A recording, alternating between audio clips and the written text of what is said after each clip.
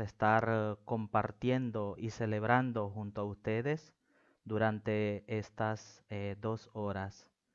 En nombre de la JOC Internacional, queremos darle las gracias a todos los presentes que están aquí en el evento y quisiéramos agradecerles a todos los que nos acompañan desde los diferentes continentes, tanto de Asia, de América, de Europa eh, y también de África.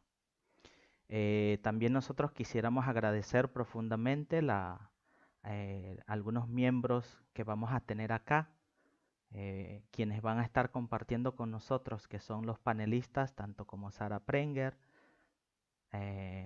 Papa Kawasi. También vamos a tener al profesor Paul Dembisky y también la doctora Iycw. Nosotros estamos muy contentos y queremos expresar nuestra alegría, nuestra felicidad de tenerlos aquí presentes durante esta actividad. Em, Como ustedes saben, vamos a estar hablando durante estas 2 horas sobre el aspecto de la digitalización y la tecnología, especialmente los efectos que está generando hoy en la sociedad el mundo digital.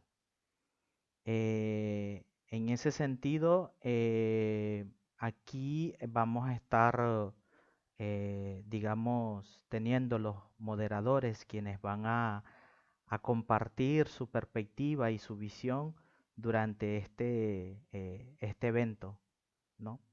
Que vamos a estar compartiendo con ustedes hoy. Bien, durante estas 2 horas también nosotros vamos a escuchar diferentes testimonios de jóvenes trabajadores, ¿no? Donde van a estar compartiendo qué es lo que ellos piensan antes de que los panelistas puedan, digamos, hacer una presentación o una introducción de los elementos que van a compartirnos sobre el tema. Entonces es importante también escuchar la voz de los jóvenes trabajadores, las jóvenes trabajadoras.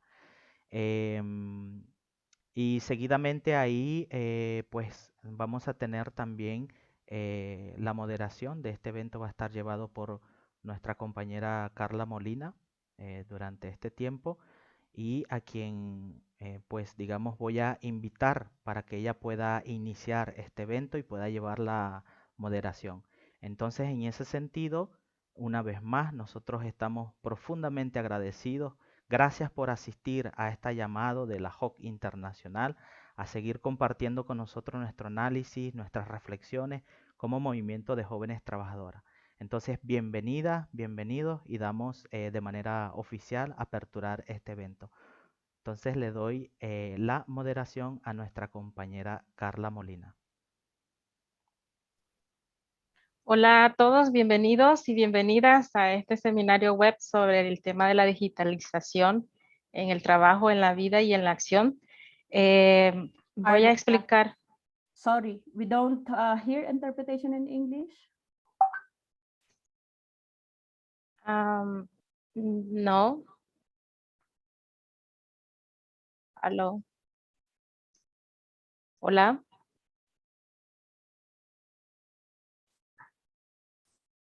No, we don't hear English translation. Can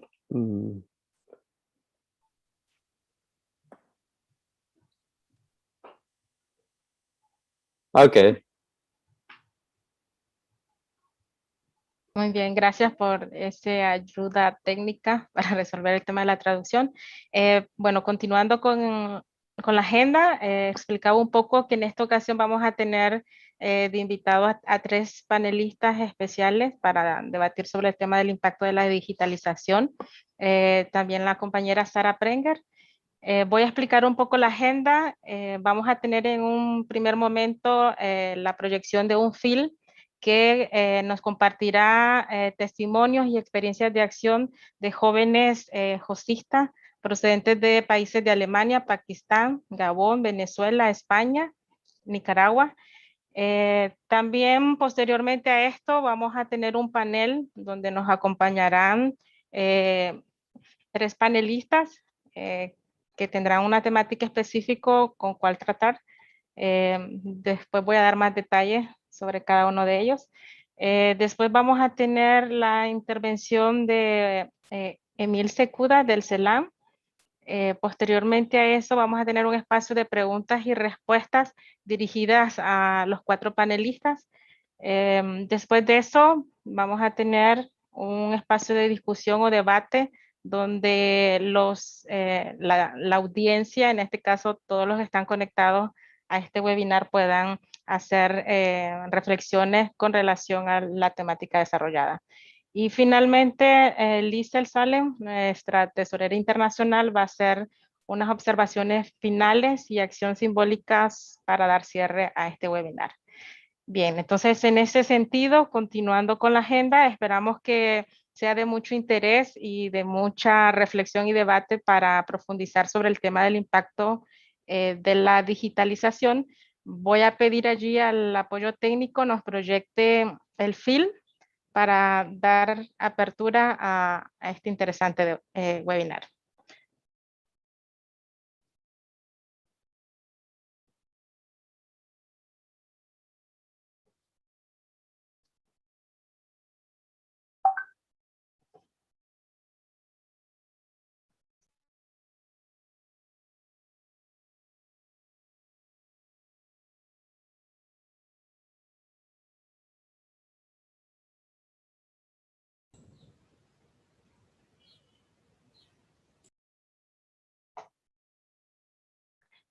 Creo que hay un problema de sonido, no se logra escuchar.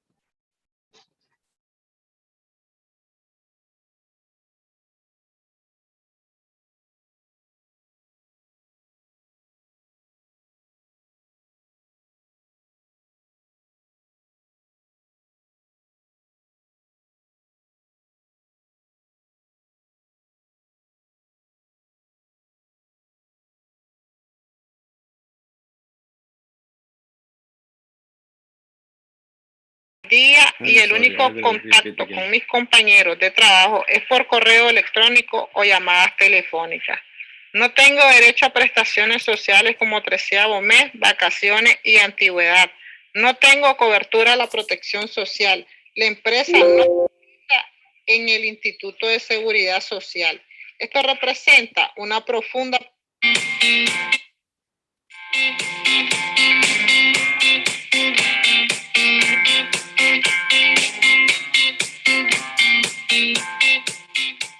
Vivo en Nicaragua, tengo 32 años. Soy de la JOC. A causa del desempleo local, hoy en día trabajo desde casa para una empresa aduanera localizada en Estados Unidos desde hace 4 años.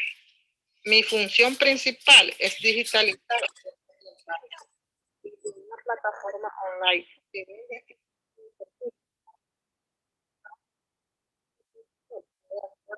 tareas físicos. Esta forma de trabajo tiene ciertas de derecho laboral. No tengo acceso a información al cliente y favorece a la empresa incrementar sus ventas en términos jurídicos y laboral. Hay grandes brechas en esta forma. Trabajo 8 horas al día y el único compañero de trabajo es por correo electrónico. No tengo derecho a prestaciones sociales. No tengo cobertura de protección social. La empresa no cotiza en el seguridad social. Esto representa una profunda preocupación al pensar en el futuro. Otro aspecto importante es que no ha sido como referencia laboral. Es decir, hay que controlarlo. El sistema financiero bancario no puedo aspirar a prestaciones de vivienda. En cuanto al ambiente laboral, esta forma de trabajo no reconoce el código de trabajo del país. Y además limita las oportunidades para organizarse porque no tenemos contacto directo.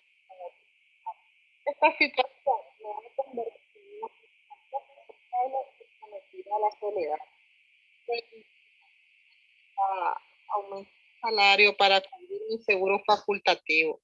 Las opciones de elaborar una carta y aparte de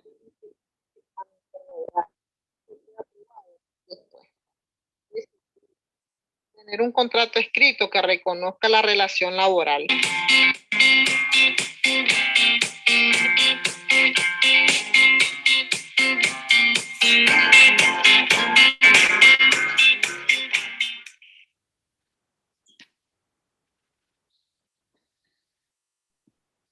Muchas gracias, Orlando. Si podemos continuar con los siguientes, el siguiente video que comparte un poco sobre los testimonios de Alemania, Pakistán, Gabón, Venezuela y España.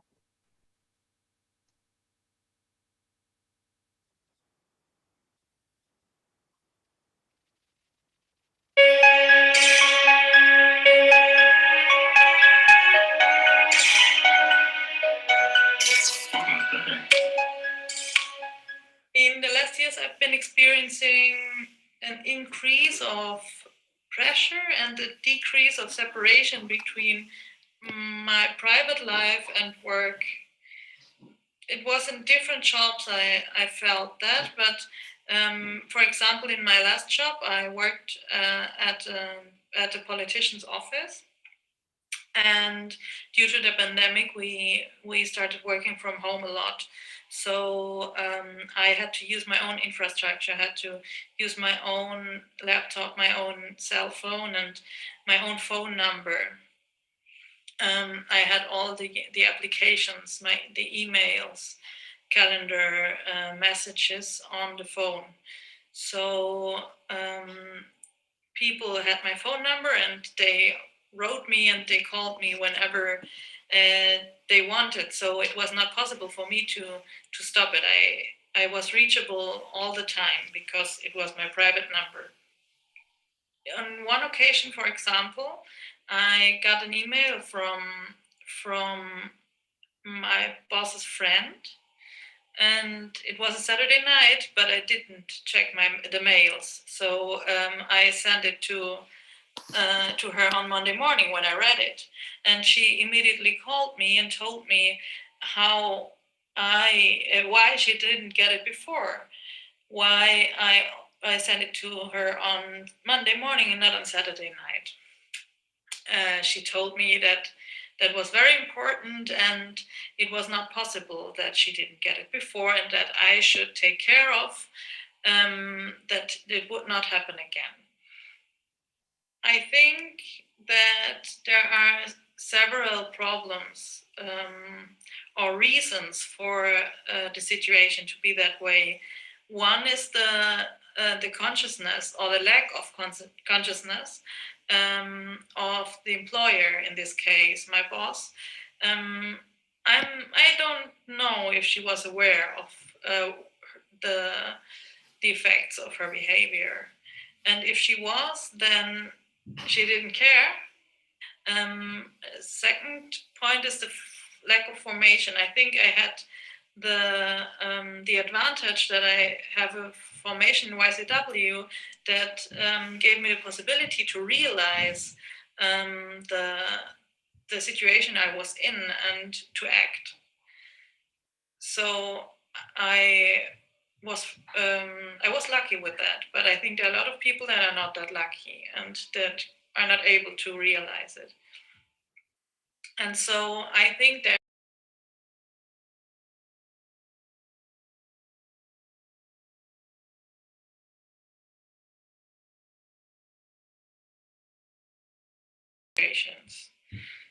there should be more legal regulations.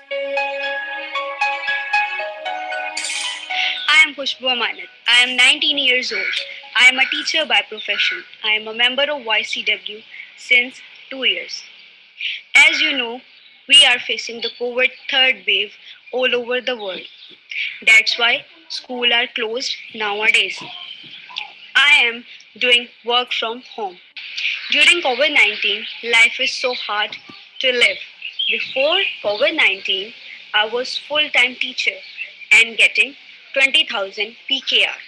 But now, work from home, I am getting less like 8,000 PKR. It is less, but better than nothing. Although COVID-19 situation is going so worse in Pakistan, but digitalizations help us to sustain our life cycle. It's create opportunity to work from home, connected with friends, and raise voice against uncertain job situation.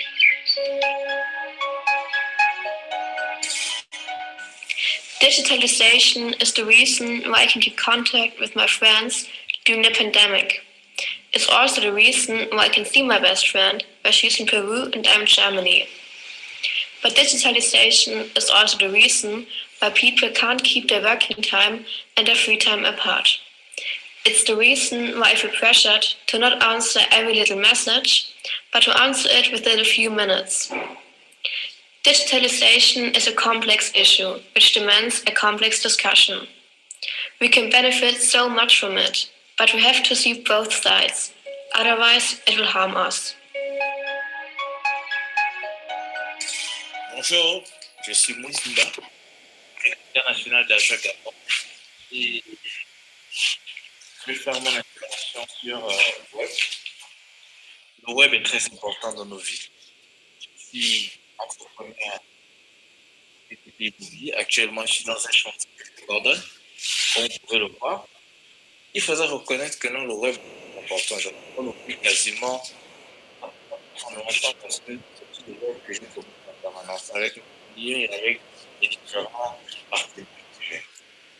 Et aussi, concernant ce que le Gabon a pu mener comme action, il faudrait reconnaître que nous avons une communication digitale de pointe, c'est-à-dire nous avons opté pour toucher le flux qui est dans l'informel, lui pousser à intégrer le mode de fonctionnement de la digitalisation pour lui faciliter la commercialisation, la connaissance auprès des éventuels.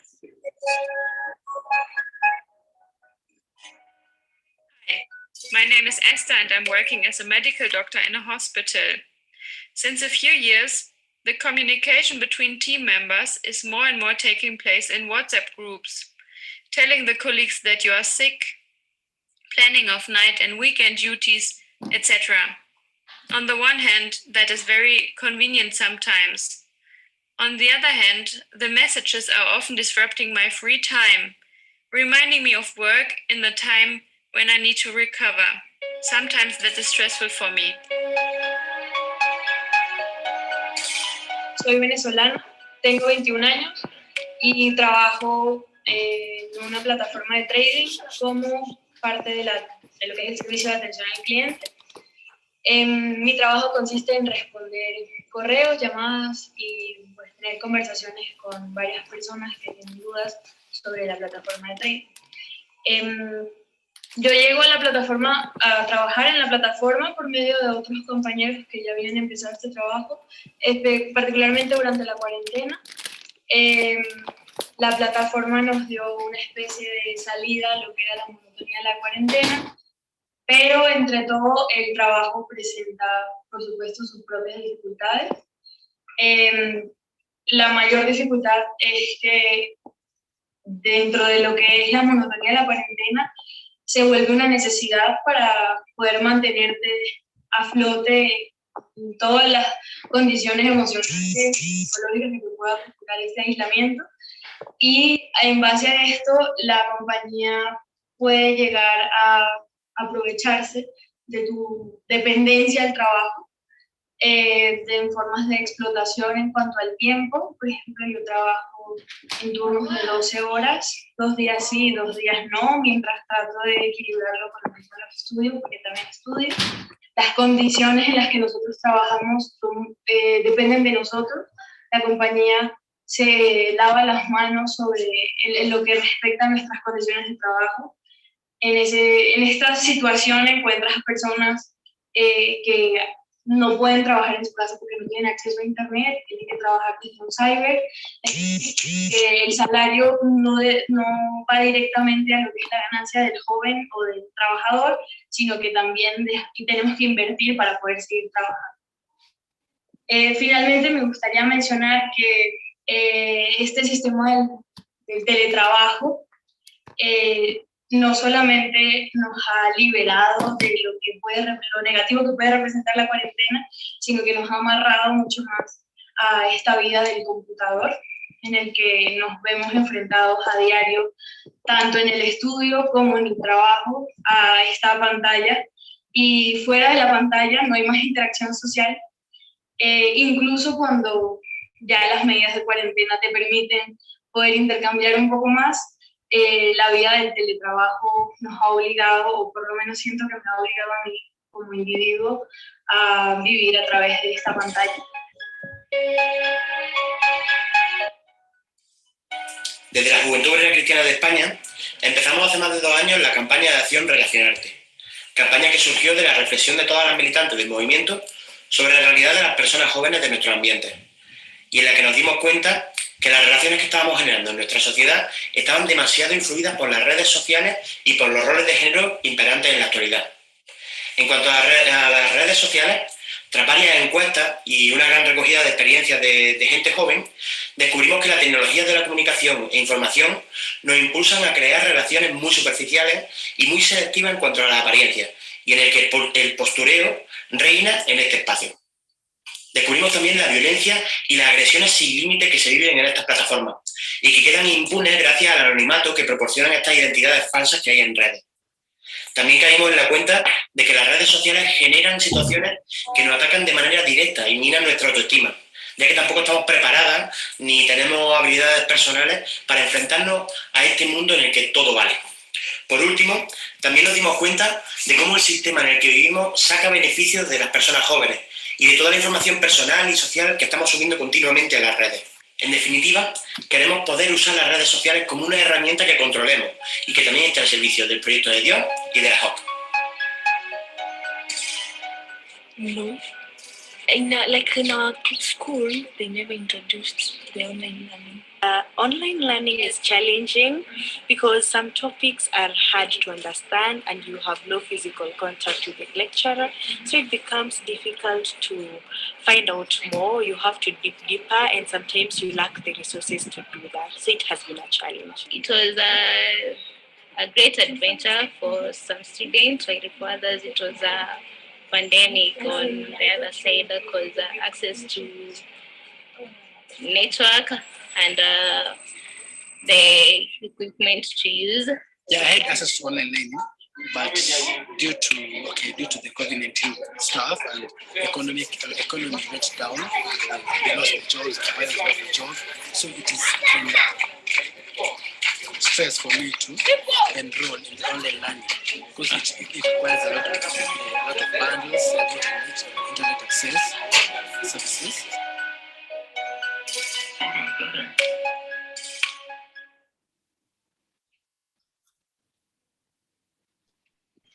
Muchas gracias por la proyección. Antes de continuar, quisiera un poco orientar allí con el tema de la traducción. En el panel de Zoom, en la parte inferior, encontrarán un símbolo como un mundo. Allí encontrarán las opciones para escuchar las diferentes traducciones al francés y al inglés y español. Eso para que puedan tener una mayor lectura de este webinar. También en el chat nos ayudaría mucho si tienen preguntas para los panelistas en el transcurso del webinar, las puedan ir planteando allá en el chat. El equipo técnico irá tomando estas preguntas y nos hará llegar en el espacio de preguntas y respuestas. Si hay preguntas dirigidas directamente a un expositor en concreto, por favor, agradeceríamos que en la pregunta nos indiquen si va dirigida a un panelista en específico. Bien, continuando allí un poco con el tema de agenda, esperemos que los videos que se hayan proyectado hayan tenido una buena audición. Esa es parte también de los desafíos de utilizar las tecnologías en estos momentos. Cuando estamos muchas personas conectados a las redes, suelen pasar algunos inconvenientes técnicos. Bien, dando apertura ya al panel de expositores, vamos a dar apertura a las temáticas en específicos que vendrá a desarrollar este webinar. Y para empezar, vamos a dar la bienvenida a Sara Prenger. Sara Prenger se incorporó a la JOC en el 2004 después de ser activa sobre los derechos de los jóvenes y la igualdad de género. Inició y coordinó una acción junto con otros jóvenes trabajadores pertenecientes a la minoría rumaní. Fue elegida presidente nacional de la JOC Alemania en el 2010. Inició y coordinó lo que fue la campaña nacional de la JOC sobre el trabajo precario y en el 2016 fue electa como presidenta internacional de la Joci durante el Consejo Mundial en Alemania. Sara Prenger nos va a hacer una presentación sobre el tema de las posiciones y reivindicaciones de la Joci sobre el tema de la digitalización del trabajo. Adelante, Sara.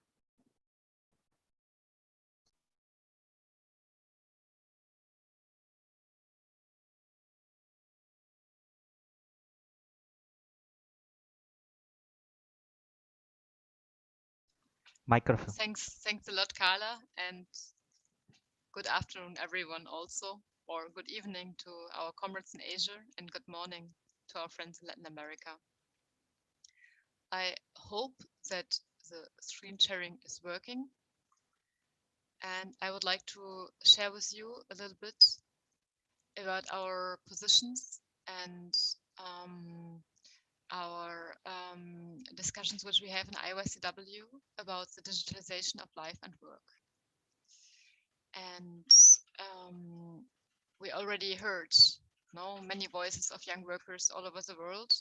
And thanks a lot also to our friends from Iycw, who sent us the experience from Spain, and to the Jackie, who sent us some testimonies about experiences from the online learning. But still the question is a little bit, why do we actually speak about digitalization? Why is it interesting, no? And it was actually already at the International Council of Iycw in 2016 that the delegates from all the national movements defined that social media and technology should be one topic to be tackled. And this is because, of course, it is a topic of all the young workers, and because there's discussions and actions going on in the different national movements. So as you already heard in some videos, we have discussions about what we are calling the new forms of work. For example, the testimony from the comrade of Nicaragua is one example, but there's so many people who are doing what we call click work, or also working in platforms like Uber. Then we have discussions about what does it mean to work from home, what are the positive and the more difficult implications. There's also discussions about what does it mean for all of us and for society if we're always online. And we do have experiences in some Iycw regions that young workers say, no, but together now for some days, for this weekend, we want to spend some time offline. And we want to reflect what does it mean to us. And we have discussions about e-learning. And there's a Iycw Flanders in Belgium who had some discussion about and action about what they called smart schools in Belgium, and where teachers were able and also doing it, like giving homework and extra tasks to the students 24 hours a day. So not only during school time, but always. And there was no possibility for the students to plan anything. That is in the national movements, but we also have the international debates. And there's on the one hand, there has been one crucial aspect, which was the international seminar that we had in 2018. It was under the topic of the situation in the world of work today and our vision for tomorrow. We wanted to reshape the future of work, taking into account digitalization, the ecological change, precariousness and unemployment. It was carried out in Bandung in Indonesia in August 2018 and was part of the Future of Work project. As we know, there's many people here who have been also part in it, and also Iycw and Paul, who are here with us today, are taking part in this global project where we want to really influence our future of work, taking into account the values expressed in the papal encyclica of Laudato Si. The other crucial moment where we had the discussion about digitalization on the international level is when we analyzed the impacts of the COVID on the life and the working conditions of the young workers. Since we had a survey and we sent questions to all the national movements and we got answers from America, Asia, Europe and Africa. And we developed this survey, and you can all get it on our homepage in case you didn't see it yet. And there we saw that actually digitalization, which has been there before, and even before, we saw that our whole life is digital. Now we also see this in this one testimony which we heard from Moaz from Gabon, who says that the web is taking 80% of my time. And it's everywhere, and we all know it, and we see it that we're always with our smartphone, or if we have a computer, then we're with the computer, and everything is connected. So our whole life is digital. But this digitization was even boosted more through the pandemic. So obviously we need to discuss it. And there is Sylvia from Germany who said that digitalization demands a complex discussion, and otherwise it will harm us. So that is the case. That is why we have this discussion now. And obviously it is a huge topic. But in my comments, I will focus on the topics which we already mentioned. So first of all, if we see about internet, of course, it is really enabling us.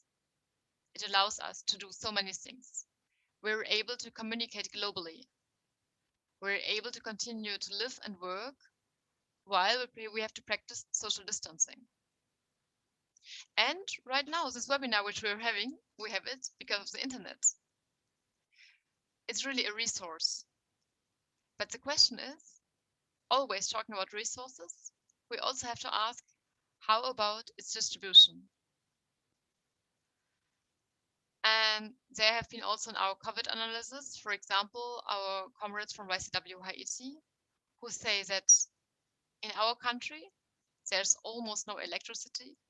The internet is very expensive and sometimes very slow. And I do believe that we all somehow have this experience, that sometimes the internet is not working, and that this reality is happening more often for people who belong to some countries. And it also happens more often when people live in rural areas instead of cities. And it's very clear that there's also better internet in areas where rich people live than poor people. So all the inequalities which we have already, even independent from digitalization and independent from the COVID, now it's also accelerated in aspect of the internet. And really, we have a strong inequality there. And the more important the internet gets, the more important is also this kind of inequality. Then, if you go a little bit deeper and we look at work, there's also different aspects. On the one hand, we want to look at telework, or what we call working from home. And as we also heard in the testimonies, in the movies, of course, it's also positive. It's positive because actually it saves travel time. Also, but there's also other aspects which we need to discuss and which we actually already also heard in the testimonies. On the one hand, it does melt boundaries which existed before between life and work. It's obvious, of course, on the one hand, you need to go to some office and you don't go, you're always at home, and then there's, the boundaries are melting and there's some expectation, like even as we heard in one testimony from one employer, having the expectation that the worker is going to check emails at Saturday night. It also tends to increase working hours. Somehow we tend to work more.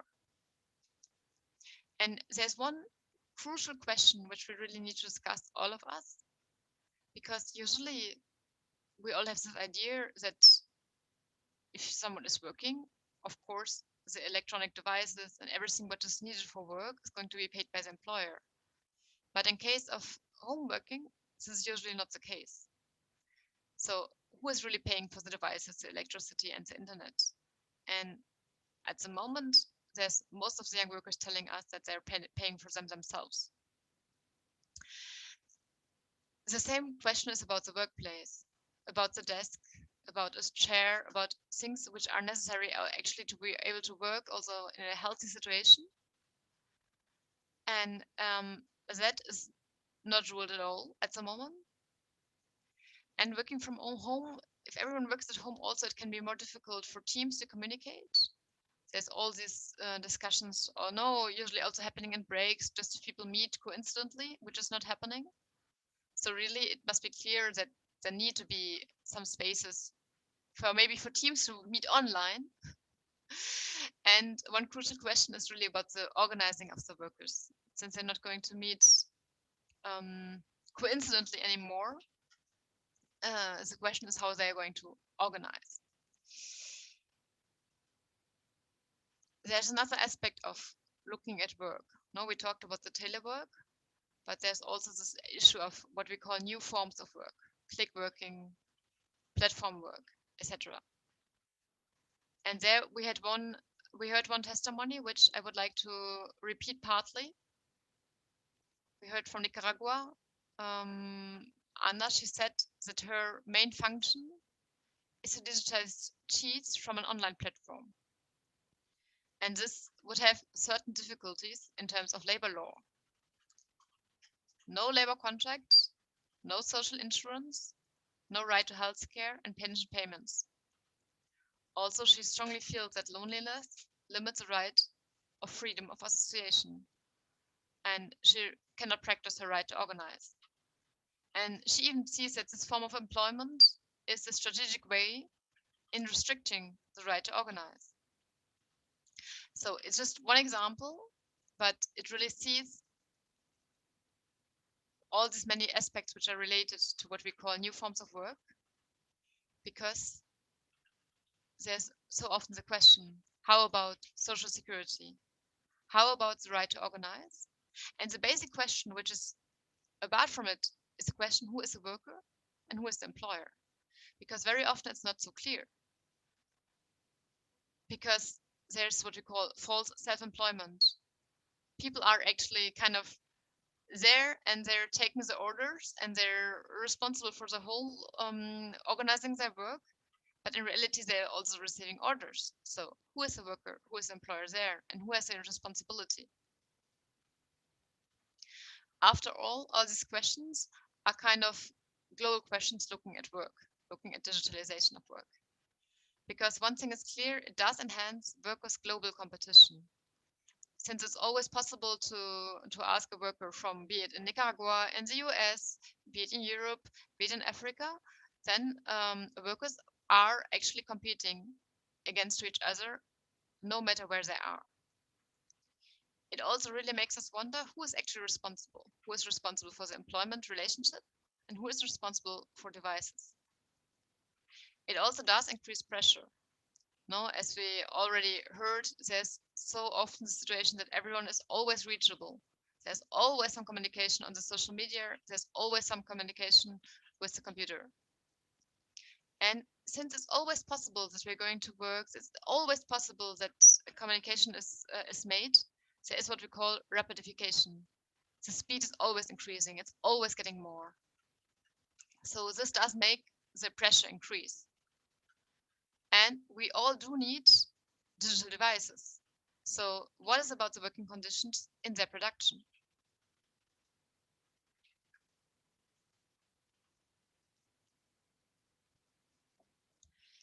After looking at work, we could also look at social media. And there we have this testimony from our friends from Iycw Spain, who say that communication technologies encourage us to create superficial relationships. We see violence and aggression without limits. And we realize how the system in which we live takes advantage of all the personal information which we are giving. This actually fits to also what we see in and what we heard from all the national movements in our COVID analysis. On the one hand, social media often are an easy tool for communication, but they can also lead to superficiality. No, YCW Japan is saying that sometimes it brings us really to focus on something which is not important, and it takes our attention away from the things which are really important. There are also platforms for fake news. They create bubbles of same opinions. And we often believe that they are for free, but in reality, they are not for free because we pay with our data, and data are an important currency these days. And also they facilitate political manipulation. As we already heard, also maybe in some countries, the cases that it's so easy because of the social media, people are able to make a profile from us, and they're able to know how they can manipulate us in a political direction. So there are very obvious threats for social life and also for political life. In the end, the question is who profits? The question is who profits in this digital world? And there are some elements we need to see.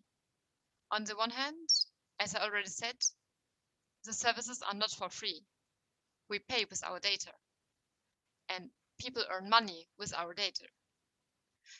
Secondly, we always talk about monopolization, even in the real world. Of course, it's always there.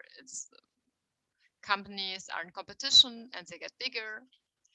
But in the digital world, this monopolization is enhanced. Some people know this example of a restaurant. There can be one restaurant in the same, there can be two restaurants in the same street.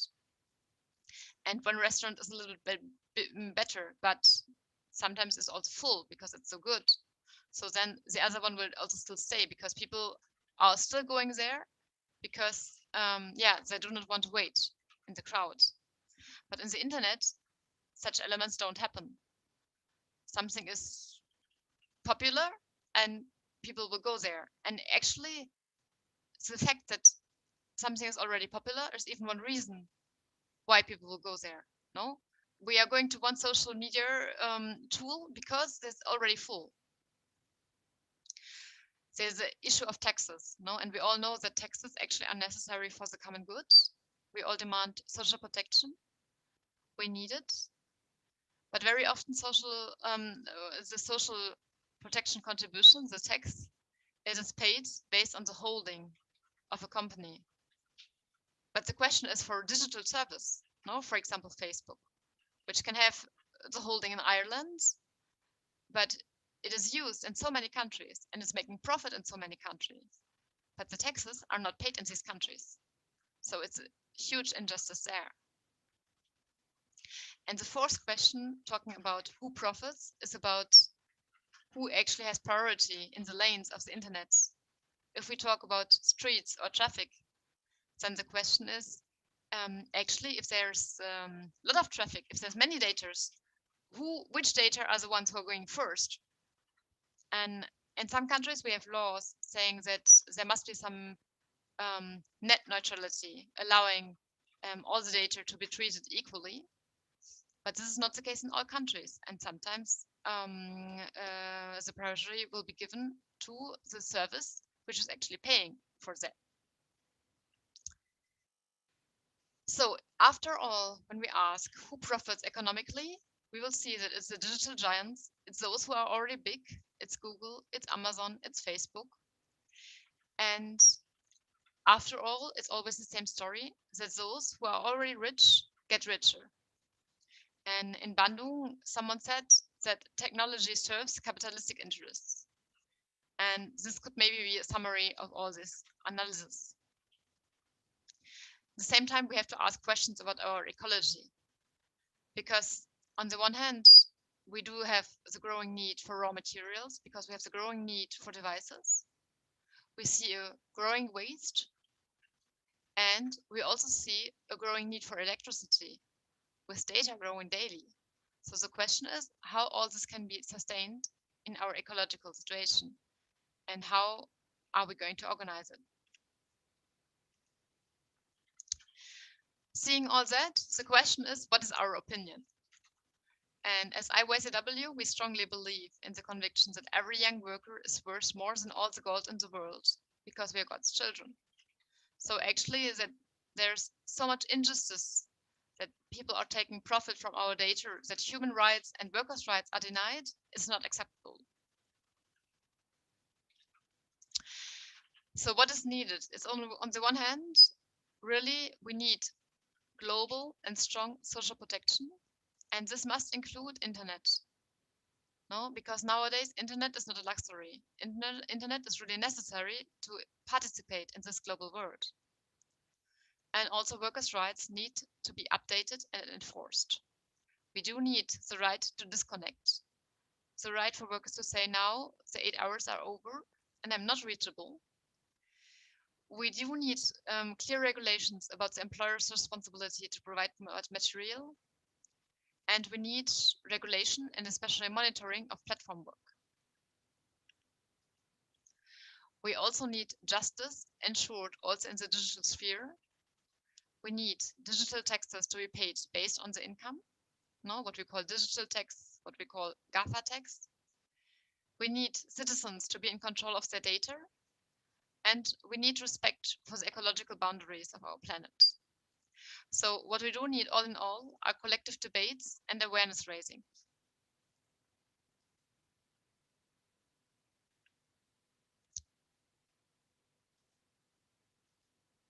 Thanks a lot for your attention.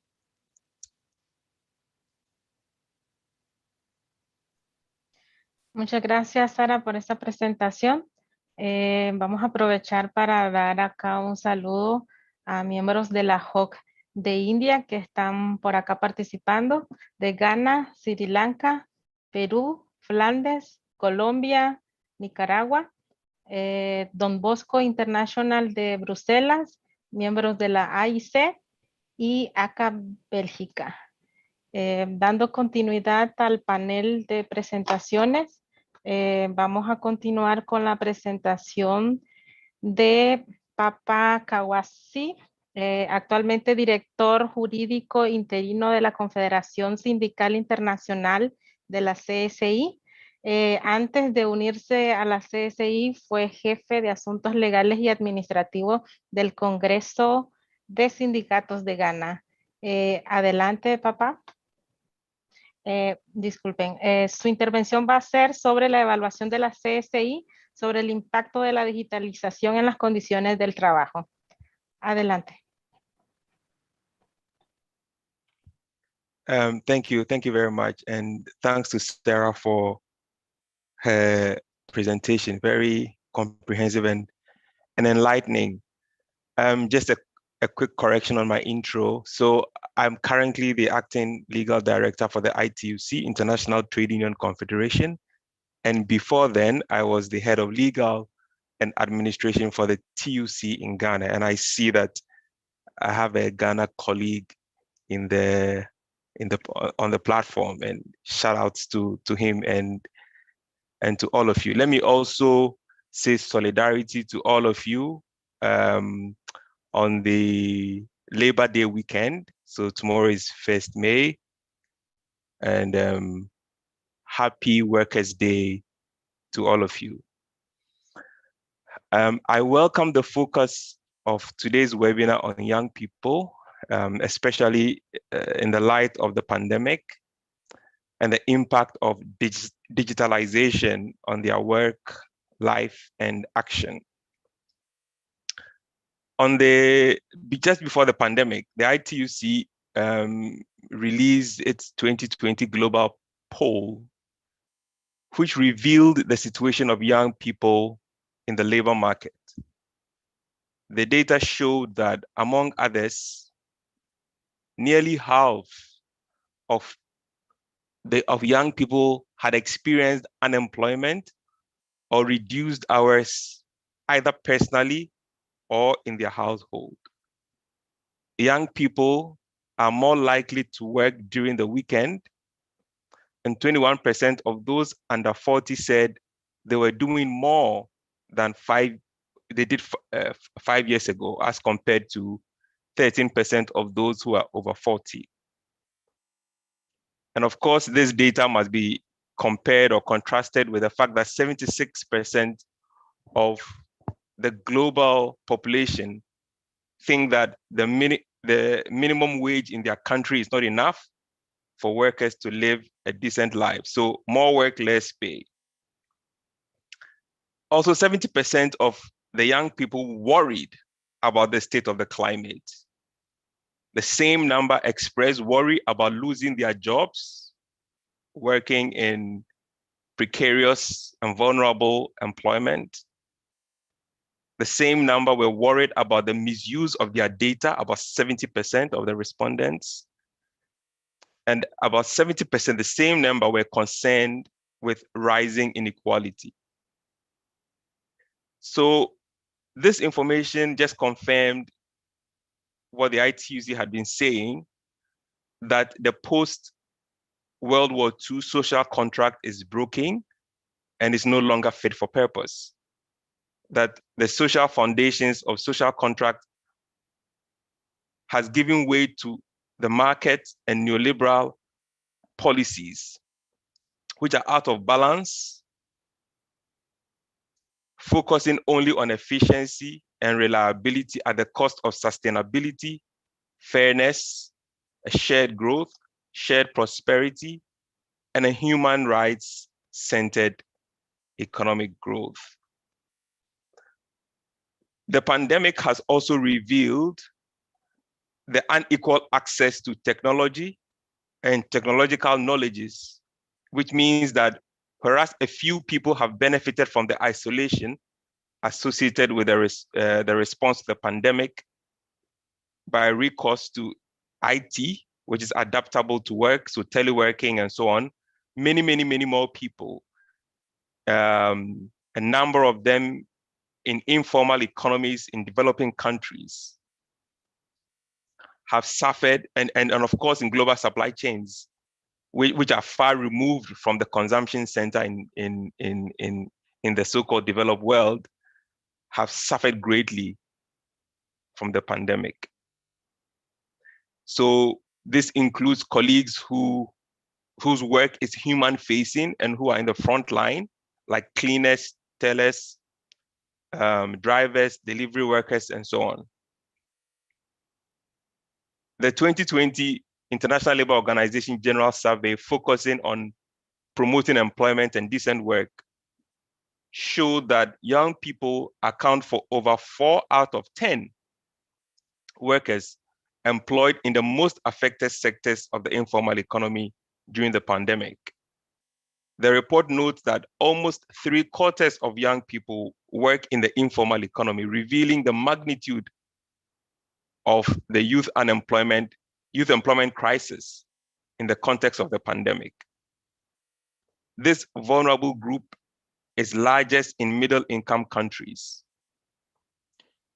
Of course, young people are also the most familiar and adept to new forms of technologies, so they may be well placed to take advantage of the benefits of technological advancement that put society and people at its center and not just profits.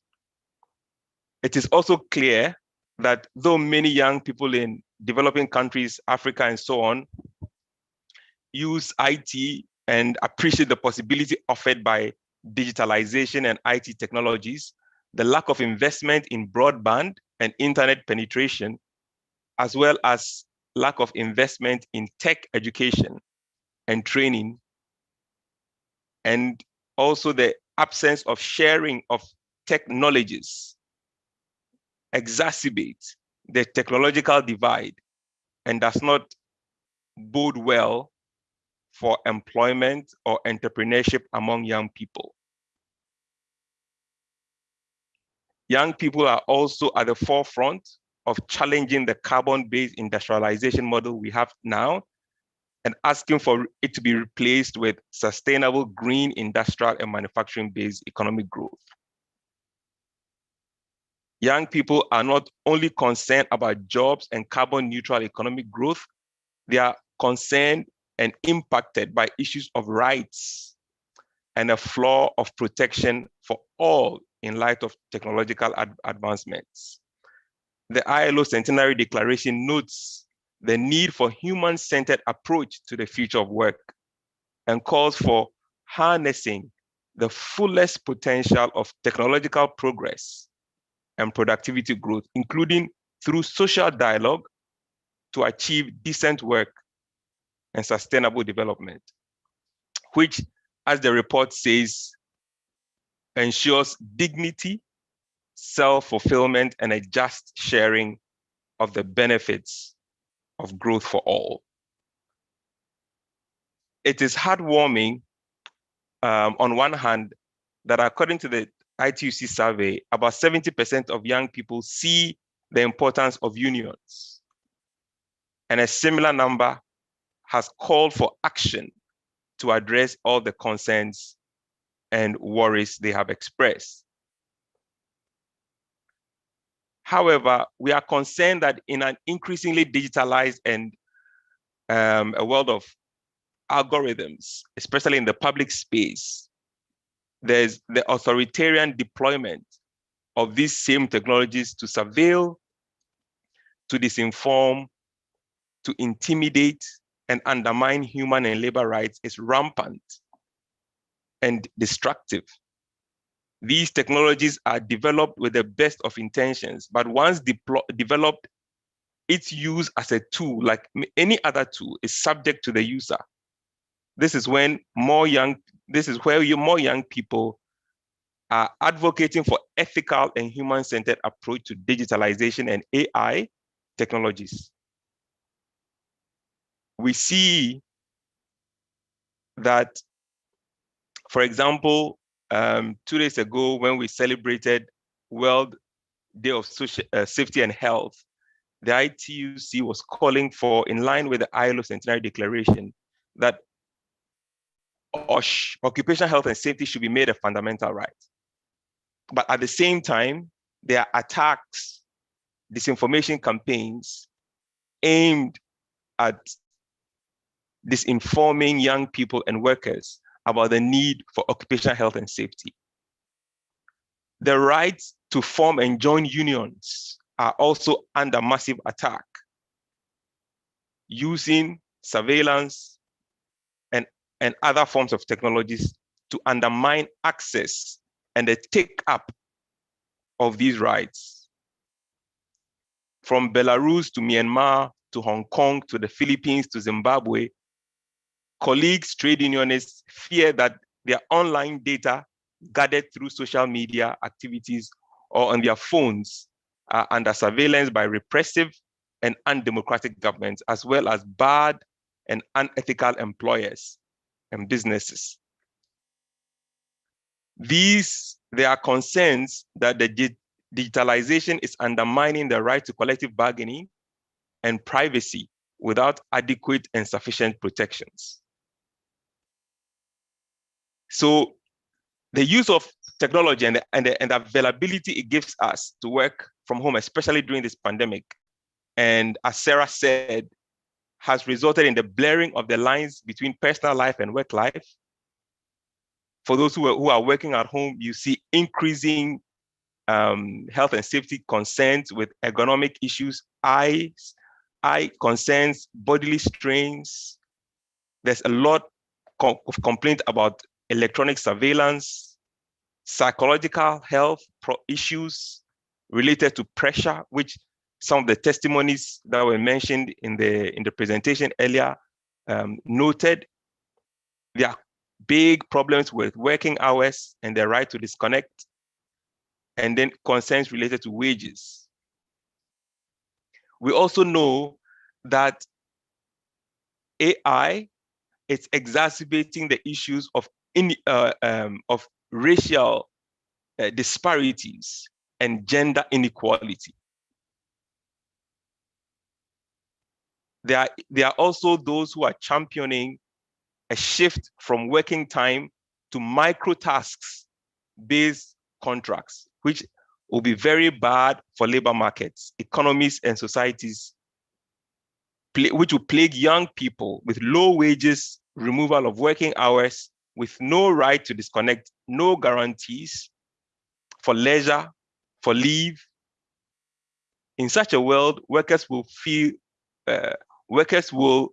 forced to work and would work without adequate protections and under bad conditions. Again, it is worth pointing out that digitalization and AI is being proposed to take over distribution of work, to determine career prospects and recruitment, selection of persons, make decisions on performance, promotion, discipline, termination, and so on. So these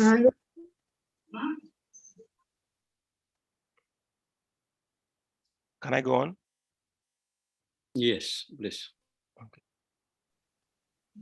So these they are inherent biases of our current world, which then get transposed also into digital technologies and reinforce the already challenging situations that we face as young people and as workers. Many unions, including the Iycw, have called for a human-centered approach, human control over technologies and AI, backed up by appropriate laws to ensure that these technologies benefit our call for a sustainable world and a sustainable world of work. And one example, and then I will hand over so that we can deal some more through questions and answers.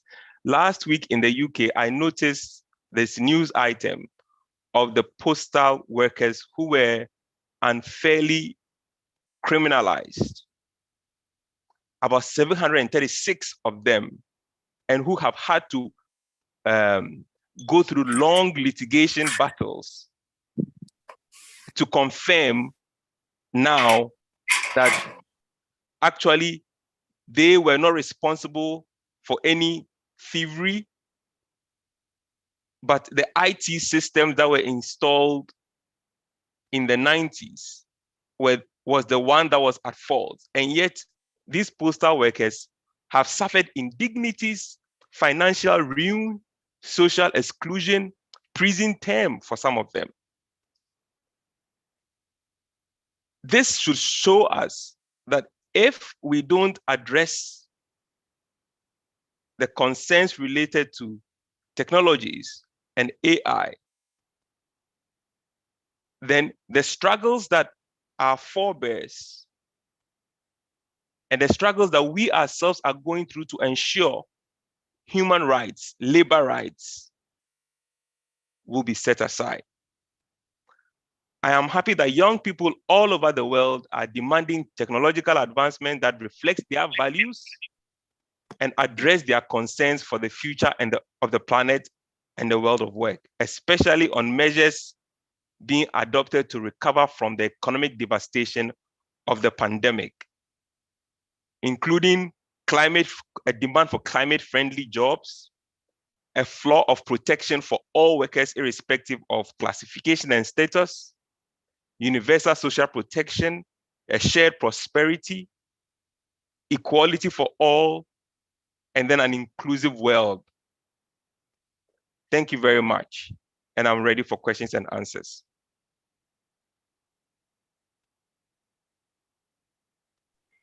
Muchas gracias, papá, por esas palabras de cierre y de ánimo para la juventud trabajadora. Vamos en esta segunda ronda a aprovechar para saludar a la JOC de Japón, JOC Venezuela, JOC Alemania, miembros del equipo internacional que también nos están acompañando como parte del comité organizador, a dos compañeros del MTC internacional, dos compañeros de Advenia, de la CIJOC al presidente internacional, Bernau Sinamo, de la CECI, asesor de política.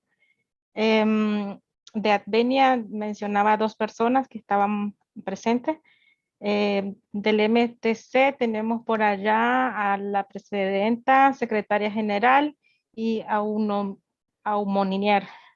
No sé si está bien eso, así. Bien, dando continuidad a la agenda, vamos a continuar con el tercer panelista, que en este caso nos acompaña el señor Paul Dembinski. Él nos hará una presentación sobre la temática de las perspectivas económicas de la digitalización y su impacto en las sociedades. Cabe recalcar que el señor Paul fue un iniciador y director de la fundación del Observatorio de la Finanza. Paralelamente también fue un socio y cofundador de Ecology, un instituto de investigación económica independiente que trabaja tanto para el gobierno como para los clientes privados. Y además también es profesor de la Universidad de Freiburg y titular de la Cátedra de Competencia Internacional y Estrategias. Bien, adelante, Paul.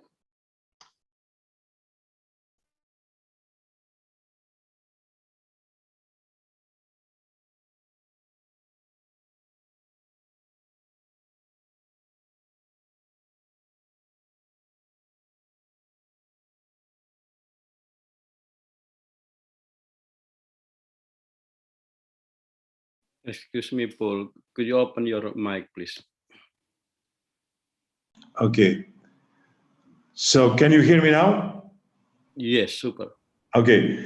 So once again, thank you very much for inviting me to this conversation. And thank you very much for sharing with your observation testimonies from around the world. It's really a good side of the pandemic to be able to take part in this kind of meetings, as you have stressed. What struck me in your testimonies is that de facto, and of course we experience it every day, that de facto digitalization has individualized for each of us the space and time. We haven't space and time of our own. We have places we visit digitally, and those that we do not visit at the times that are our times were related to our private life, and so less and less we share a common space and time. And I think that even among neighbors, even within the same family, in the same company, and so on and so on. And I think it is a very important observation. As I have very few minutes, I would like to share with you a kind of macro perspective on the issues that are debated here. So I would like to do it in 3 steps. One is the question, does technology really move the world? I'm economist, so I'm going to speak mainly from the economic perspective.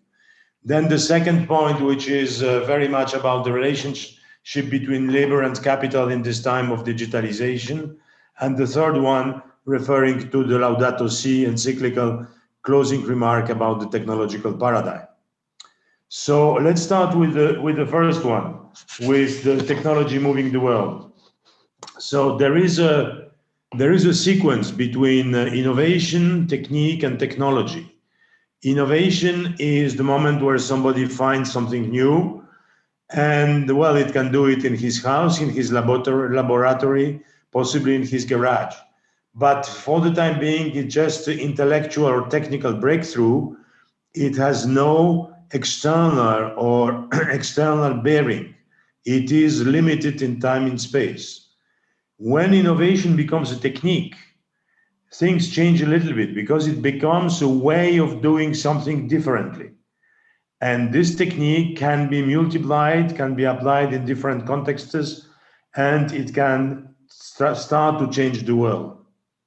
Technology, and of course there are many definitions of technology, but one I like to use is technology is the logic of a technique. So there is a progressive development of a technical innovation. So there is a long-term trend, and we see it in digitalization. It started 40 or 50 or even 60 years ago, and it has been through different transformations. This transformation has been carried out and led by some actors, and today it becomes a social reality.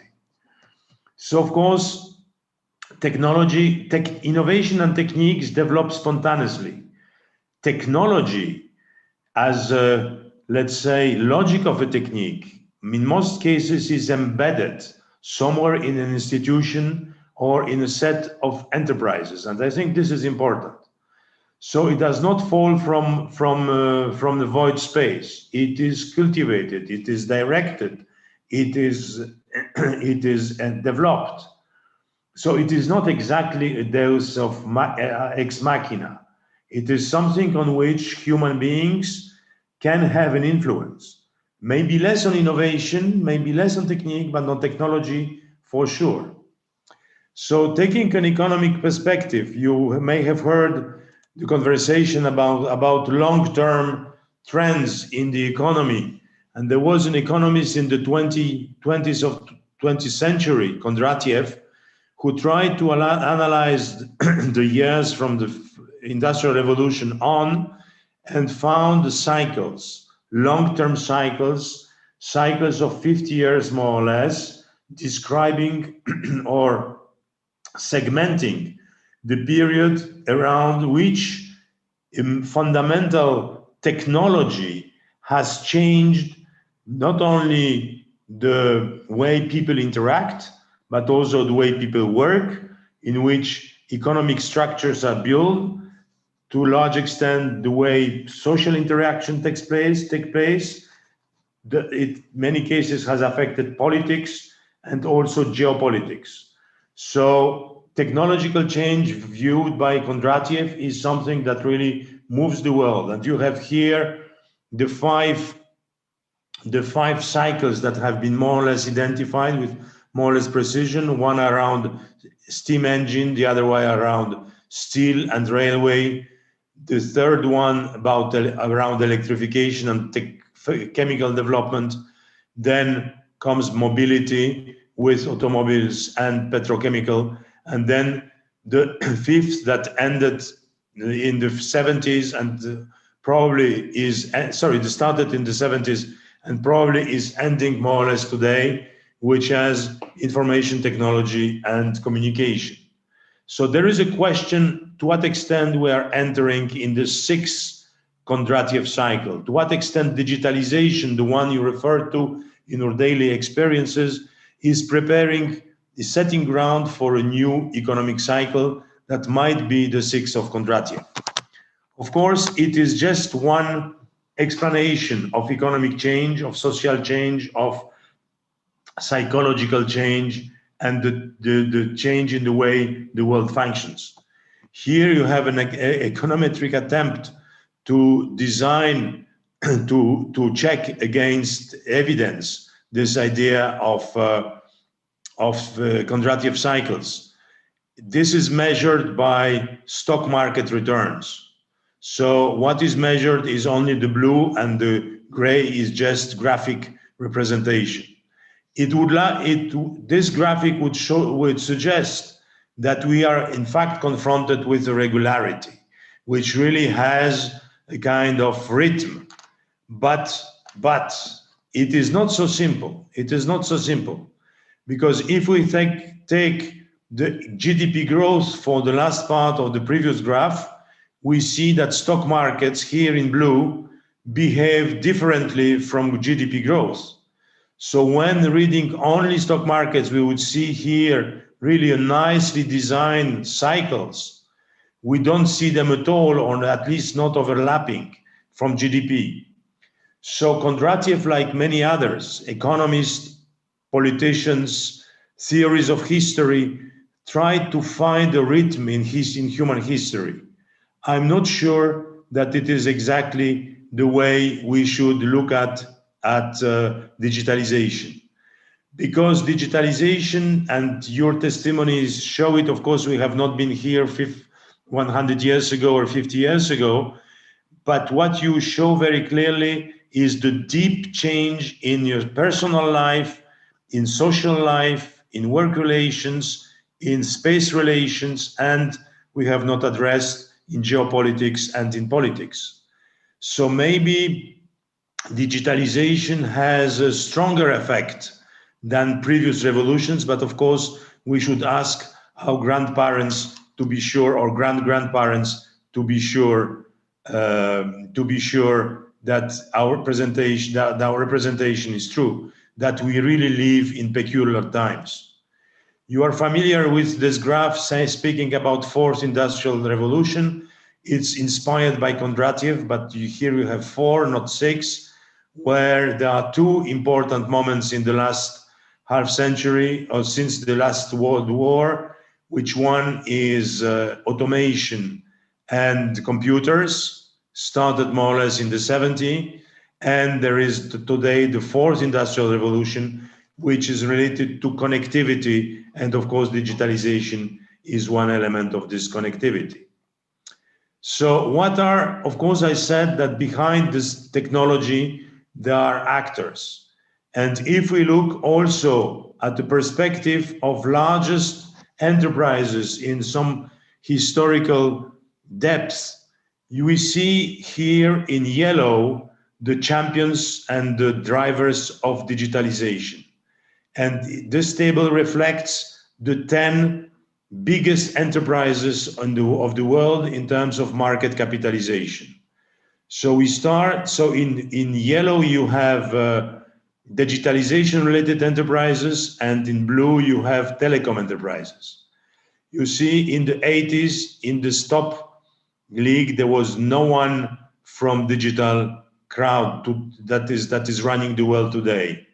The change that started to appear 20 years ago, already at the very top of the size ranking of world enterprises, 3 out of 10. Here you have 2, and here you have 6. So there is a crowd moving on, and it was before the pandemic. After the pandemic or during the pandemic, the thing accelerated. So there is a question: to what extent this digital revolution is driven by and has as collateral effect the gigantism of enterprises. From this scarce evidence, the answer would be, of course, yes. And there is another worrying signal, I think, that most of these enterprises are also part or home to very large economic powers, and these large economic powers may tend to use their technological leverage they have on the world for political purposes, not only for economic ones. So yes, we have a change. This change is carried by major actors, and this change looks like previous changes, but probably is much deeper and possibly longer lasting than the 50 years we have seen in previous Schumpeter cycles.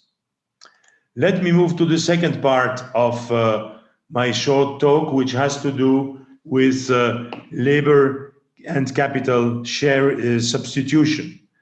It is, from the economic perspective, it is something which is trivial to say that we can produce many goods and services by different combination of labor and capital.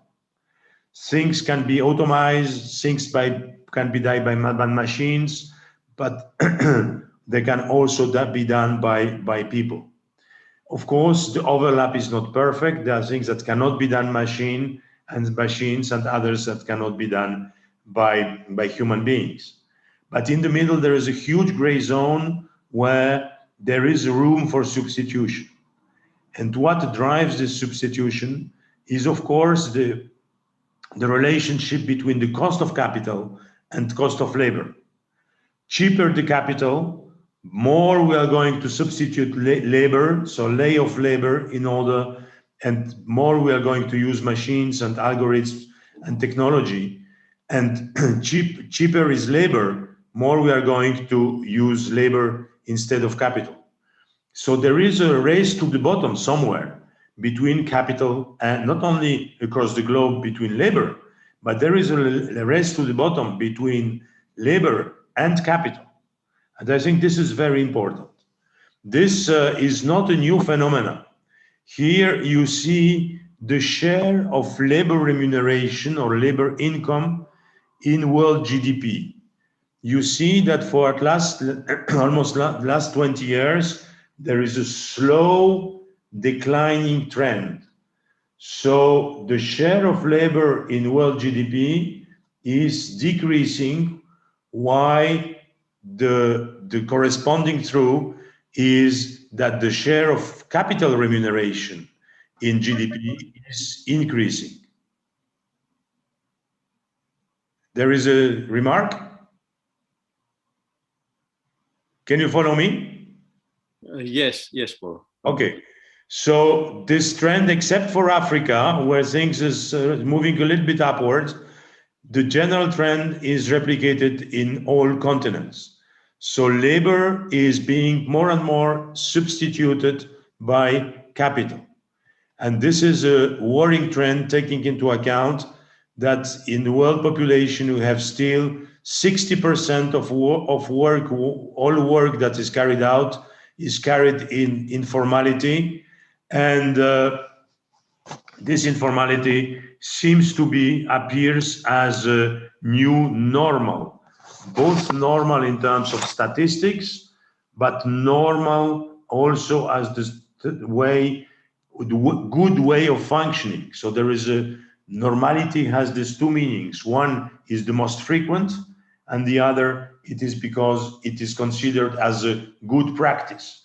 Good practice, as we have seen, of course, not from the labor side, but from the probably enterprise side. So now I'm going to the substitution in prospective substitution. Probably you are familiar with this graph that has been produced by McKinsey about 5 years ago. And he said the exploration was how many jobs are going to be substituted by automation. And you have two scales here. In the vertical scale, 100% means that 100% of the time on a given job or a given profession, 100% of the time is employed to do repetitive activities. So activities that could be automated. And here you have the wage level, corresponding wage level on the horizontal axis. So what we see here, that most of manual workers, and of course pandemic also has underlined this, manual workers do most of the time non-repetitive jobs. And so those jobs are not so much challenged by automation.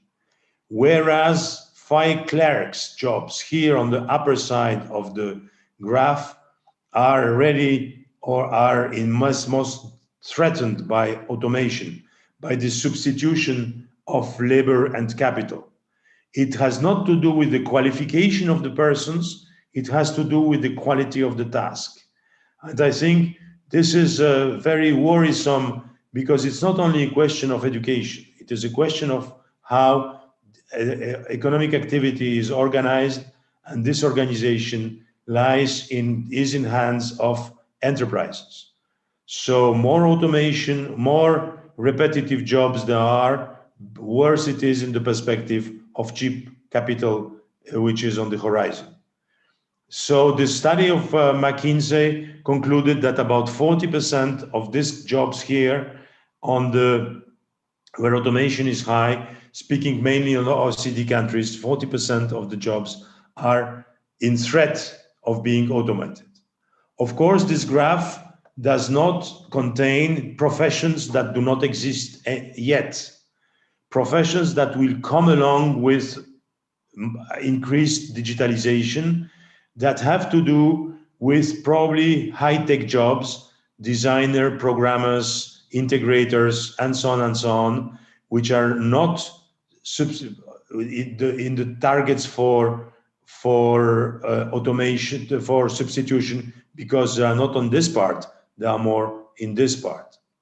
So there is what we can see already from your testimonies, and you can see from different brands of literature and studies, there is a major transformation going on.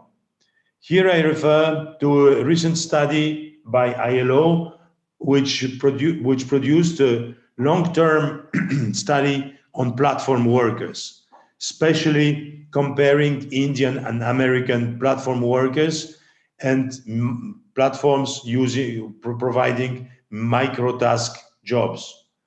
Here you see the distribution of hourly wage. Of course, it is a sample. It is not a macroeconomic study. It is a sample. But I think there are two interesting conclusions out of this graph. First, that there is not, so here we are more or less at $2 per hour, okay? So first point is to say that there is not a huge difference in the peak of the distribution here between India and United States. What does it mean? Does it mean that probably these wages here in India are more or less in the average, whereas these wages, hourly wages in the US, are at the very bottom of the wage pyramid. So there is an equalization across the globe, but nevertheless, of course, the place of these workers in social pyramid is different in the US at the very bottom and probably somewhere in the middle in India. So this is the first point, which is interesting. There is a second point, I think, which is interesting, which is this graph here showing financial precariousness of this crowd workers by region. You see, and what comes out also is confirmed by your films and what you collected from the ground, that there is a significant chunk of the population working in the small jobs that has difficulties in having the ends meet at the end of the month. This is about 1/4 of the population working in these platforms. Wherever they are located, it is more or less independent on the location. Things are, well, these are different levels of precariousness, incapacity, not having enough savings or not having debts in the household. We don't have time to comment. We leave with you with these graphs. The last point I would like to address has to do, as I said, with technocratic paradigm. And I think that you have read and you are familiar with Laudato Si, where the Pope speaks about technological paradigm. Technological paradigm, and it allows me to come back to what I said at the beginning. Is it something of unavoidable, or it is something that we can grasp a control on? And I just use two sentences. The idea of promoting a different culture paradigm and employing technology as a mere instrument is nowadays inconceivable. This is a statement, and probably much of what you said corresponds to this statement.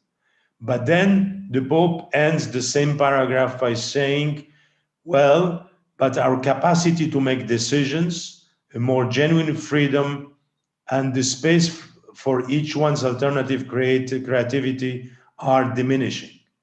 So the question is, are we ready to pay the price of our comfort by surrendering freedom and capacity to steer the economic and technological development? I have the impression that the crowd listening to this seminar will probably go for freedom. And that's the reason why I ask you a question. You all have read probably in the press that one of the major providers of iPhone solutions will launch a new device with a capacity to cut off data capture and data transfer. The question is, who from us is going to go for this solution? And of course, this solution will, to some extent, undermine the logic of the technology which is driving today's world. Thank you very much for your attention.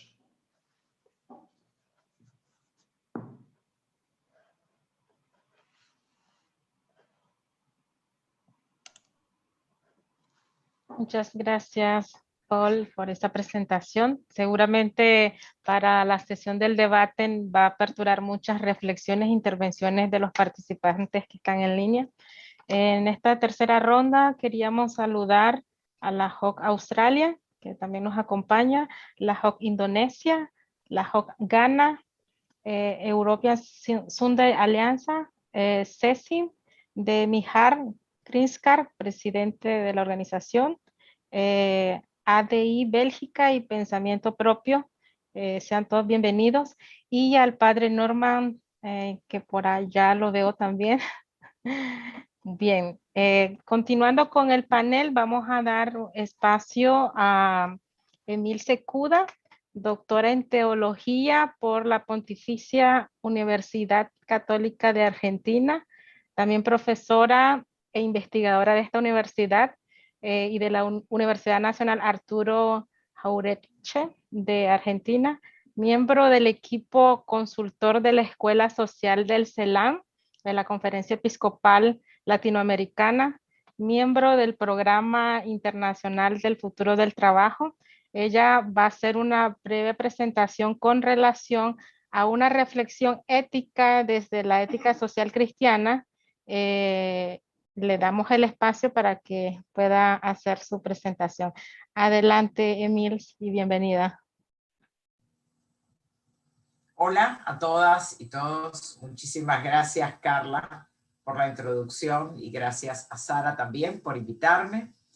Gracias a todos los que están en esta reunión y quiero que sepan que para mí es un honor poder reflexionar junto con la juventud católica que se ha comprometido con los problemas del trabajo, una opción que también yo hice a la edad de ustedes y a la cual dedico mi vida entre la academia y la organización de los trabajadores.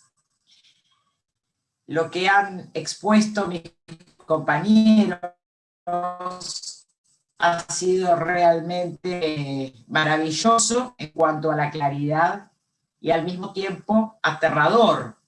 Y vemos que la situación que denunciaba a fines del siglo XIX la Rerum Novarum, cuando decía que la situación de los trabajadores era calamitosa y urgente, no ha cambiado demasiado, sino que por el contrario, los trabajadores han dejado de ser explotados y han pasado a ser descartados.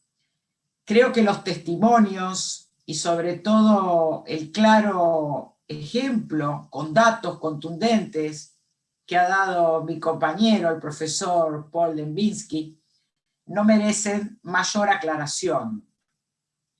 Por lo tanto, yo me voy a enfocar en una parte más concreta, que de acuerdo al método teológico del ver, juzgar y obrar, llamamos la parte del actuar, la parte de la acción.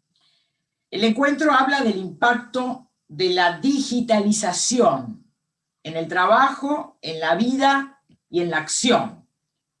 Y la primera pregunta que se hace no solamente la juventud católica, sino los gobiernos y los movimientos populares, es si es un problema técnico o un problema ético. Según mi modo de verlo, la causa es técnica, como hemos visto en las presentaciones anteriores. Un salto tecnológico, cualitativo, lo cambia todo. Eso ocurrió varias veces en la historia. Y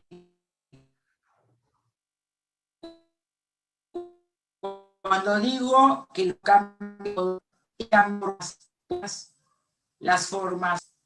Por lo tanto, al momento de actuar, tenemos que estar abiertos a pensar nuevas formas de organización en cada uno de esos campos.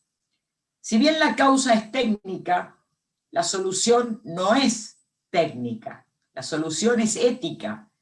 Ustedes saben que al comienzo de la revolución industrial, los trabajadores, como bien lo señala un autor que se llama Iycw, los trabajadores salían de noche organizados a romper telares, porque pensaban que la causa de la explotación y el desempleo eran las máquinas. No estamos pensando en volver a un periodo medieval, sino tratar de que la tecnología mejore la vida de las personas. Y para eso hace falta, como dice la Laudato Si, una conversión cultural. Es necesario resignificar la relación entre capital y trabajo y sobre todo, resignificar el concepto de trabajo. Hoy entendemos trabajo como una actividad asalariada, en general en condiciones de explotación, que hoy adquiere otra forma con el teletrabajo, pero también hay un montón de actividades no asalariadas a las que se denomina impropiamente trabajo informal, que son actividades laborales. Por eso es importante resignificar la palabra trabajo a partir de la palabra labor. Labor como toda actividad económica que realizan las personas para sobrevivir hasta el día siguiente. Si logramos instalar culturalmente que todas las labores son trabajo, el panorama cambiará considerablemente y podemos afirmar que sí hay futuro para el trabajo. Ustedes habrán escuchado que el trabajo es el primer organizador social. Esto lo sostiene la OIT, lo sostiene la ONU en general, y lo sostiene la doctrina social de la Iglesia. Si el trabajo es el primer organizador social, el desempleo es el primer desorganizador social. Y es el primer desestabilizador social. Es una amenaza no solamente a la vida de las personas desempleadas, es una amenaza a la estabilidad, es una amenaza a la seguridad de los estados. Hay unas mafias en los países periféricos que ofrecen, como dice la última encíclica del Papa Francisco, Fratelli Tutti, ofrecen una falsa mística comunitaria, ofrecen una falsa seguridad, ofrecen el crimen como trabajo a todos nuestros jóvenes en América Latina, en África y en parte de Asia. El trabajo es el primer organizador social porque sin trabajo se desestabilizan las naciones. El trabajo no es un problema solo de los trabajadores, es un problema de la sociedad en su conjunto. La digitalización tiene dos consecuencias. La primera, como hemos visto, el maltrato hacia el cuerpo de los trabajadores. Los cuerpos de los trabajadores padecen hoy otro modo de explotación, con el teletrabajo. Pero también la digitalización es una amenaza a los que no tienen trabajo, porque lo que hizo este salto tecnológico es eliminar puestos de trabajo. Entonces, esta tecnología desorganiza, por un lado, porque al no haber trabajo como empleo organizado, no hay forma de organización sindical, gremial y política de los trabajadores para que defiendan sus derechos, introduciendo modificaciones éticas en la tecnología. La atomización del campo social que produce la falta de empleo pone en crisis las formas políticas y sindicales que lograron en el siglo XX más o menos organizar la sociedad. Por otro lado, los que tienen empleo, pero lo tienen en condiciones de teletrabajo, también están atomizados. Los cuerpos están separados. Las personas somos cuerpos. No estar juntos en un espacio de trabajo también imposibilita el diálogo y la organización para pelear por derechos. Entonces, el panorama es que esta tecnología desorganiza. Eso no implica que no se pueda encontrar una salida, pero para eso, antes de hablar, sobre todo entre católicos, de los principios sociales, de la doctrina social de la Iglesia, que es la dignidad humana, el acceso de todos a los bienes creados y tecnológicos, las estructuras solidarias institucionalizadas, como los sindicatos y los partidos políticos, y la participación en los procesos de toma de decisiones, de cómo se produce, de cómo se distribuye y de cómo se reinvierte de manera sustentable la renta, antes de que reflexionar de acuerdo a esos principios, invito a identificar el conflicto principal. Y el conflicto principal no es la tecnología, sino la desorganización que genera el desempleo. El conflicto principal es el desempleo. Para eso es importante la organización, no solo de los trabajadores empleados, ahora explotados por esta nueva condición digital del teletrabajo, sino también pensar cómo encontrar nuevas formas de organización para los compañeros trabajadores que están desempleados. Porque en Argentina, por citar un ejemplo, aún en medio de la pandemia, se legisló una ley de protección frente al teletrabajo. Hemos sido uno de los primeros países en dar ese paso. Pero eso protege solamente a las personas que tienen empleo. Y hoy el 62% de la población mundial activa trabaja en condiciones de desempleo, en lo que se conoce como economía popular, y no está organizada. El 62% de los trabajadores no están organizados. Esa es la primera amenaza a la seguridad de los estados. Es el principal conflicto de desestabilización.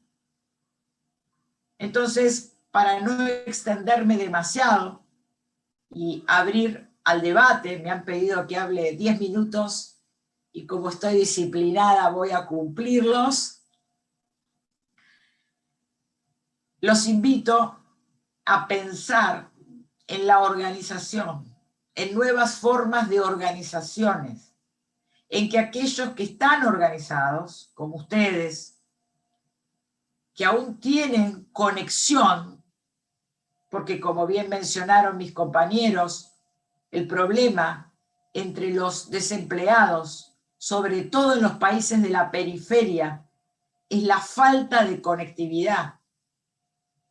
Algo que quien lo tiene lo va a perder en el breve plazo, porque va a ser imposible reemplazar las computadoras y los teléfonos debido a las devaluaciones en las que caen estos países por el pago de las deudas externas. Entonces tenemos que apurarnos en pensar organizaciones que incluyan a los que tienen empleo y a los que no tienen empleo. Porque en este grupo de futuro del trabajo, la labor después de Laudato Si, el primer paso para la transición justa de la que habla la OIT, el primer paso es recuperar la participación política universal. Y eso empieza por el subsuelo del planeta, como dice el Papa en Laudato Si. Si los trabajadores no se organizan y presionan sobre los estados para ayudar a sus gobiernos, que no necesariamente son corruptos, como nos dicen, para ayudar a sus gobiernos a que pongan leyes que limiten ese avance inhumano de la técnica, si no nos organizamos, efectivamente no habrá futuro para el trabajo. Pero ustedes son la realidad efectiva de que esa esperanza es posible, porque son miles los jóvenes que se han comprometido con el futuro de los trabajadores. Muchas gracias.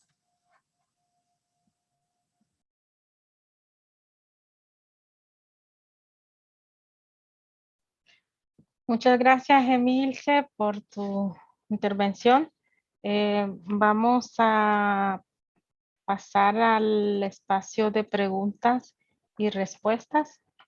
Cabe mencionar que cada presentación ha hecho una interesante profundización sobre las temáticas y deja abierto también algunas reflexiones y preguntas, ¿no?, que los mismos panelistas nos dejan, como por ejemplo la que nos mencionaba sobre el tema de que si vamos a realmente sacrificar nuestra libertad en el mundo del trabajo, eso sería interesante que en este caso los que están haciendo audiencia a este webinar también puedan intervenir en el debate con relación a las intervenciones, ¿no? Bien, quería aprovechar para saludar a otra organización que nos acompaña, al secretario general de Paz Romana, que también se sumó a este webinar. Y algunos adultos de la Iycw que también nos acompañan por acá. Bien, entonces si estamos preparados para la sesión de preguntas y respuestas, voy a iniciar con una primera ronda. Preguntas dirigidas a Paul. No sé si Paul ya pudo retornar a los 5 minutos que solicitó. Si no, pues avanzamos con las preguntas dirigidas a Papa. Y aquí tenemos la primera pregunta. Las condiciones de trabajo que hoy se plantean a nivel global, y ya que hablamos de nuevas condiciones de riesgo psicosocial, ¿es posible que aumente el índice de trabajadores que padezcan el síndrome de burnout? Esta es una primera pregunta. Papá, le dejo el espacio para ir evacuando las preguntas que vayan surgiendo.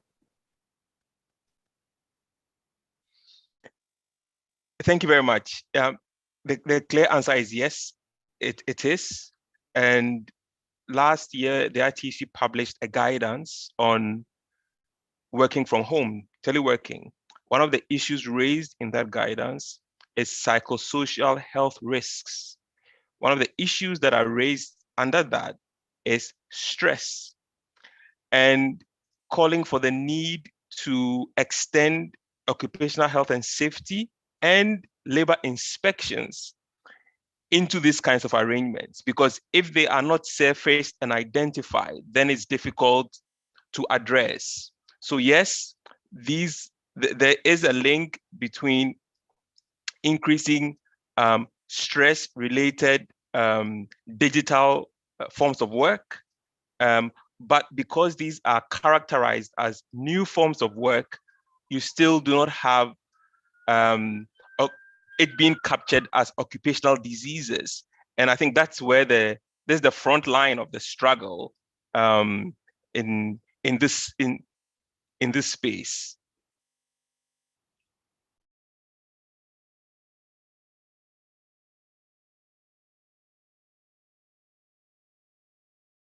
Una segunda pregunta sería, ¿cómo promover más organización de trabajadores considerando la situación económica desfavorable, más desempleo y la dispersión provocada por las nuevas tecnologías? ¿Qué experiencia tiene usted sobre en Ghana en específico? Papa? Yes, my experience from Ghana is that there is collaboration between the so-called informal economy workers, who are workers, to all intents and purposes, they are workers and should be recognized as such, and the traditional work trade union movement. And these informal workers associations are affiliating to the traditional trade union organizations. For example, the Trade Union Congress of Ghana is involving and affiliating these informal workers associations into its membership. And I think that is one of the most strategic ways to organize and have a collective, bigger worker voice that struggles for the advancement of workers' rights. One of the difficulties that are still, I think, plaguing the movement, generally speaking, is how to address organizing for fixed-term workers, short-term workers, zero-hour contract workers, because there is a direct link between when they get organized into unions and their contracts not being renewed subsequently. And I think this is where the challenge is. Perhaps for situations like that, the struggle may have to focus on increasing labor inspections in that space, better legislation to support and protect workers who are working under fixed-term and short-term contracts, and perhaps a bigger discussion in the economy about how to address these kinds of forms of contracts and how it relates to the general economic situation for workers. I think that is how I will frame it. Thank you.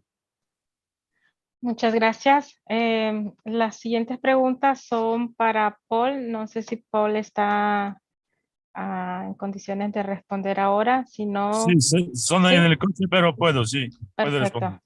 Bien, entonces, las preguntas dirigidas para usted son, podemos decir que los ciclos de Kondratifi indican que las tasas de ganancia del mercado capitalista tiene una tendencia a estancarse o a aumentar. ¿Qué implica esto para la vida de la clase trabajadora? So, thank you for this question. I think that the answer is there is no proven rhythm in the level of profits, but nevertheless, what we see that there are new technologies that are not coming from nowhere. They are carried by new enterprises, and these new enterprises, as we have seen in one of my graphs, they are getting more and more efficient, and they're more and more profitable. And as I think Sarah in her presentation mentioned, the tendency toward monopolization. In each of these contractive cycles, you had a moment where there are very few players in the key industry. And this strategic position of being in quasi-monopoly situation, of course, drives high levels of profit. But this is an observation. You cannot drive out of it a kind of economic law or a kind of economic rhythm. Okay, thank you very much.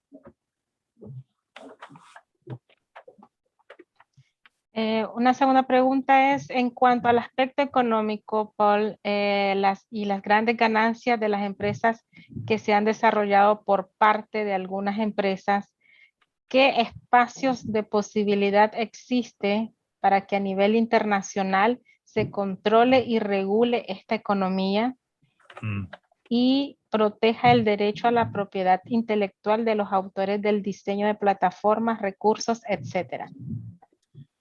So I think this question touches two very important points. First is the intellectual property rights.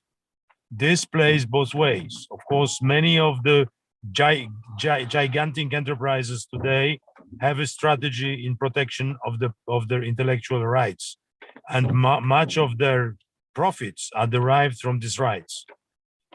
So there is a debate, and we see it with pharmaceutical industry today in times of pandemic.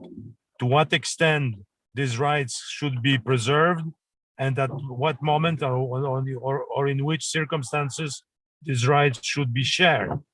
And this plays for very, very big players, but also for small players. Today in the world, let's say, the trend is stricter and stricter protection of ownership rights, intellectual ownership rights. I'm not sure that the pandemic illustrates the ethical foundation for this situation. That's the first point. The second point is about concentration. And the concentration on the global level of economic power is not on any global agenda. It is somewhere in the annexes of WTO organization, but is not really on its agenda. As you know, WTO is very weak now with the wave of protectionism, etc., etc. So nobody cares about concentration of global level. Even worse, United States, not to name them, are home to most of the gigantic enterprises. For the US economic and political power, these enterprises are very good instruments. So there will be no fight against, or there will be no fight for limited concentration coming from the G1, which is the US. So the field is open for initiatives, but there are very few, I think, reasons to hope that it will change in the medium term. Thank you very much.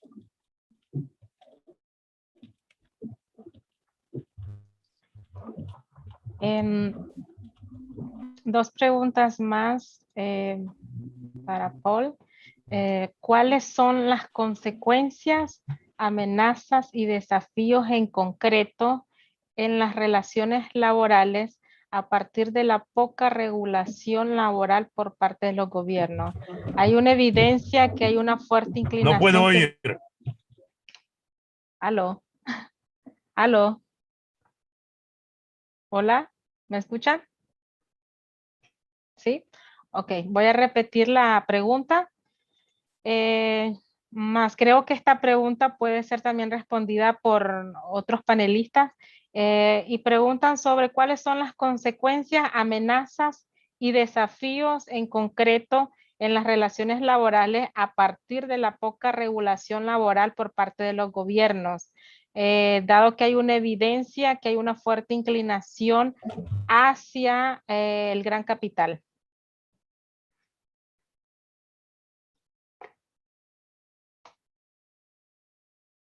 Hola. ¿Alguno de los panelistas desea responder esa pregunta? I mean, maybe I should give it a try. I mean, in our work, we have seen from Asia to Africa to Europe that where there are low levels of regulation, low levels of application of labor rights, low levels of human rights, clearly there are high risks to violations of rights. So you have in Morocco, sometime this year, you have fire gutting women workers in a factory. And it turns out that that factory is hidden in somebody's home and there's no inspection happening. In Bangladesh, at the height of the pandemic, you see that Western brands and companies just cut off and ran away, left contracts unattended to, wages plummeting, people going home with nothing and being exposed then to find a living, because the social protection situation in Bangladesh is not enough and it's not properly set up to be able to provide, especially for informal economic workers and low-wage workers. So the demand for human rights due diligence legislation in the context of business and human rights, the demand for better adherence to fundamental principles and rights at work under the ILO, these are huge and important demands that workers are making all over the world, right from the Americas, where you have mining disasters and collapse killing people and villages. So it's clear, where you don't have regulation, where you don't have standards, and these standards are not also addressed globally, so nationally and globally, you have increasing violation of rights.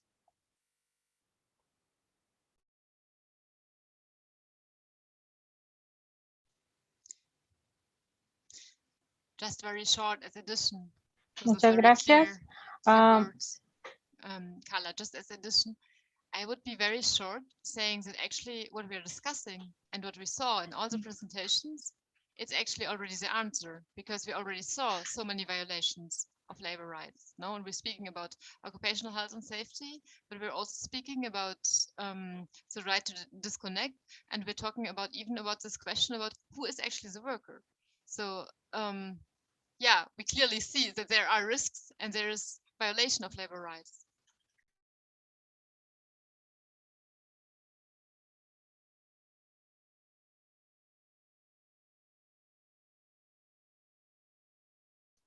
Muchas gracias, Sara. Probablemente no vamos a poder cubrir todas las preguntas que van surgiendo. Algunas que no sean respondidas, sin duda vamos a enviar acá a los panelistas vía correo electrónico y vamos a hacer llegar a los que han hecho la pregunta igual de la misma forma vía correo electrónico. Pero de manera que podamos también escuchar la participación de Emilce y Sara. Hay dos preguntas para cada una de ellas a las cuales voy a dirigir. Una es para Emilce, que tiene que ver un poco con el tema de la brecha digital. Ha construido una nueva forma de categorización de acceso al empleo. Quienes tienen acceso a dispositivos, internet, pueden aspirar a niveles de trabajo y salario que en otros tiempos los dueños de las industrias concentraban en las grandes ciudades la ocupación. Esta es una parte introductoria a la pregunta, pero en sí la pregunta en concreto es si esto aumenta la fragmentación de la clase trabajadora y su capacidad para una integración y quebrar esta fragmentación. Si puedes intervenir. ¿Cómo no? Muchísimas gracias, Carla. Estuve leyendo en general todas las preguntas y creo que podría responder de manera general también. Quiero aclarar que en mi caso vengo de un país que es Argentina, que tiene una larga tradición en organización sindical. Una organización sindical que logró armar partido político de trabajadores, que son los gobiernos populares, a los que se acusa de populistas, pero no es tema de este espacio. Quiero rescatar esto porque el concepto de clase, que es un concepto que aplica a sociedades industriales avanzadas que han llegado a pleno empleo, no aplica a los países de la periferia, donde no se llegó a un desarrollo industrial. Porque son países que han quedado en la División Internacional del Trabajo, en la explotación y exportación de recursos, básicamente campesinos. Entonces, no hablamos de clase, sino que hablamos de organización popular, que incluye a todos los sectores. Quiero decir que en un momento donde la renta está acumulada en el 10% de la población mundial, donde el 90% queda fuera de esa renta, y donde más de la mitad de la población del mundo no tiene empleo, la lucha dejó de ser lucha de clases, porque el 90% de la población mundial quedó abajo. Entonces, hoy no hablamos de lucha de clases, hablamos de una guerra triste, la más triste de todas las guerras, que es entre trabajadores.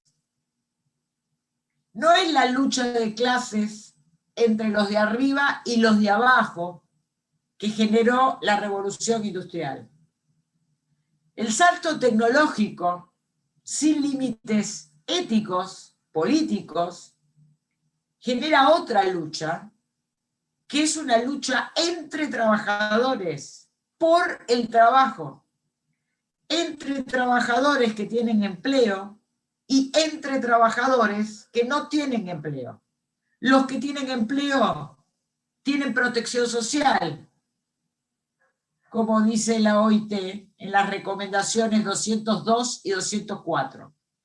Los que no tienen empleo no tienen ningún tipo de organización social.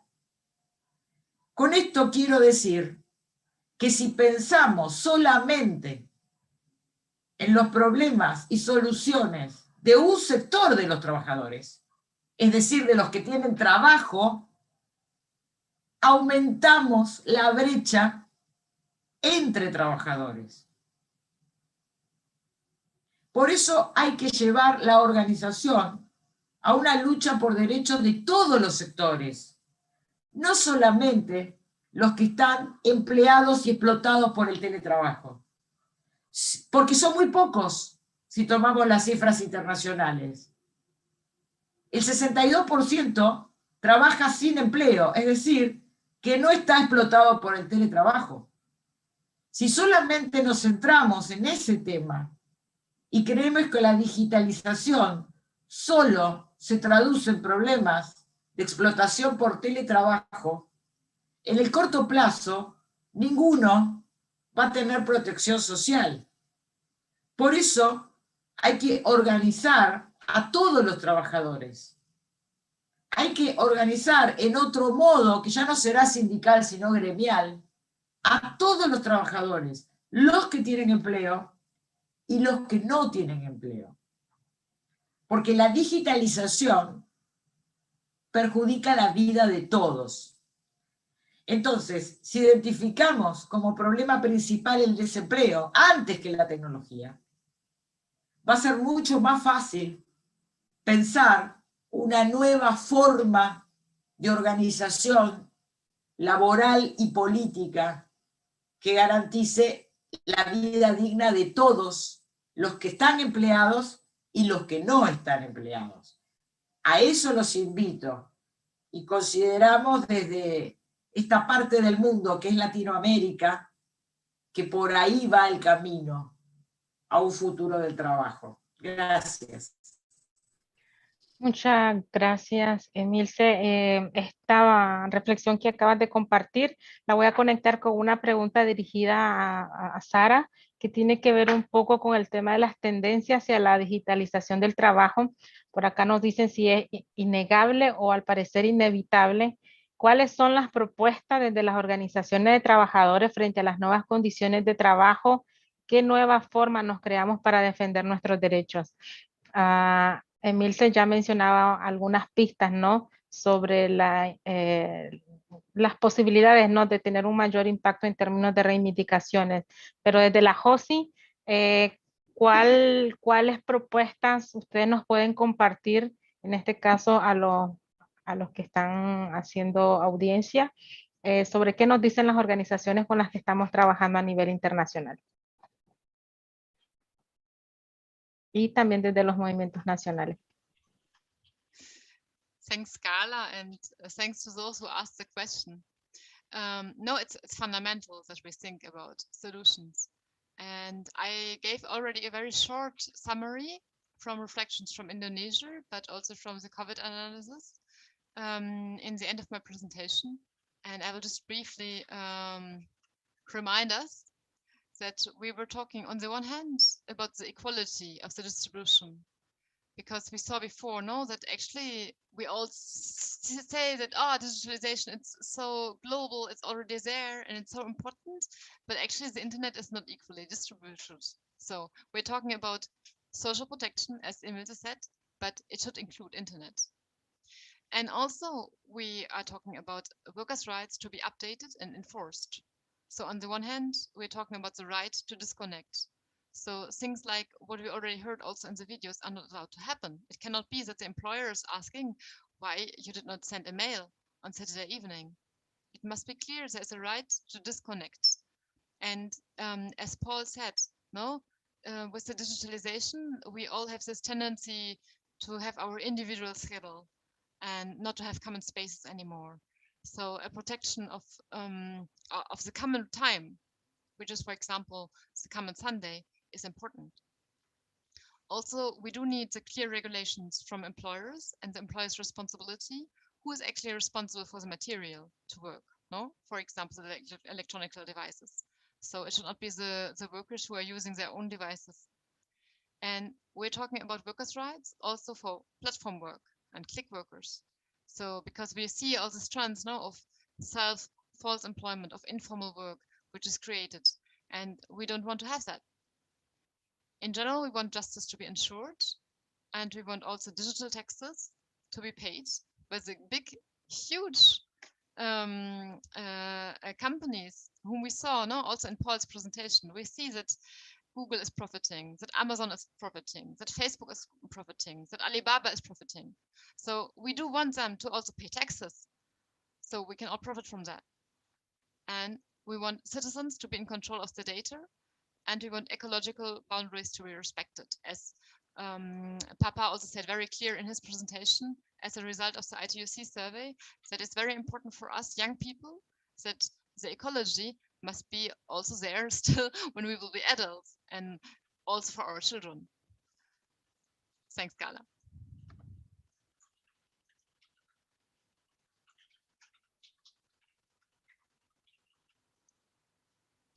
Muchas gracias, Sara. Y también quería agradecer a todos los que están posteando allí en el chat más preguntas que han aperturado las intervenciones de los panelistas. Realmente tenemos muy poco tiempo para continuar, ya estamos un poco pasados de la agenda. Como mencioné anteriormente, vamos a retomar todas esas preguntas que están muy interesantes e intentar obtener respuesta vía correo y compartirlas posteriormente con ustedes. Para la siguiente espacio implicaría un espacio de debate. Acá yo abriría un espacio de 2 intervenciones por continente. Agradecería que puedan levantar allí su mano para poder intervenir con intervenciones de máximo 1 minuto y medio. Sería a partir de crear un pequeño debate y reflexiones sobre lo ya compartido desde las presentaciones, pero también desde las respuestas que nos han dado hasta el momento los panelistas. Entonces, dejo el panel abierto para quien desee hacer algún tipo de reflexión con relación a las temáticas desarrolladas.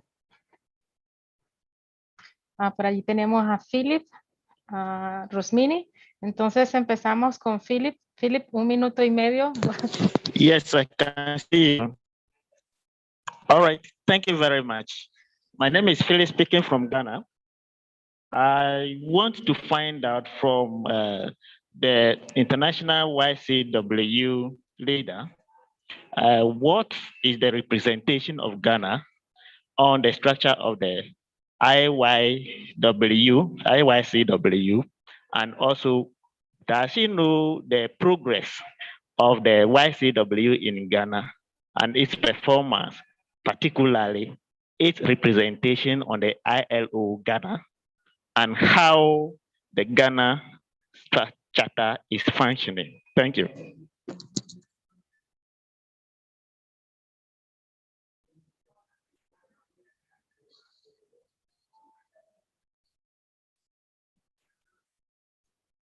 Gracias, Philip.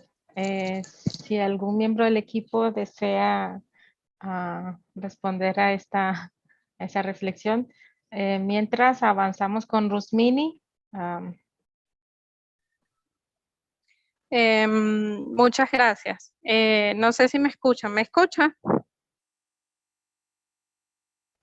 ¿Me escuchan? Sí, Rusmini, adelante.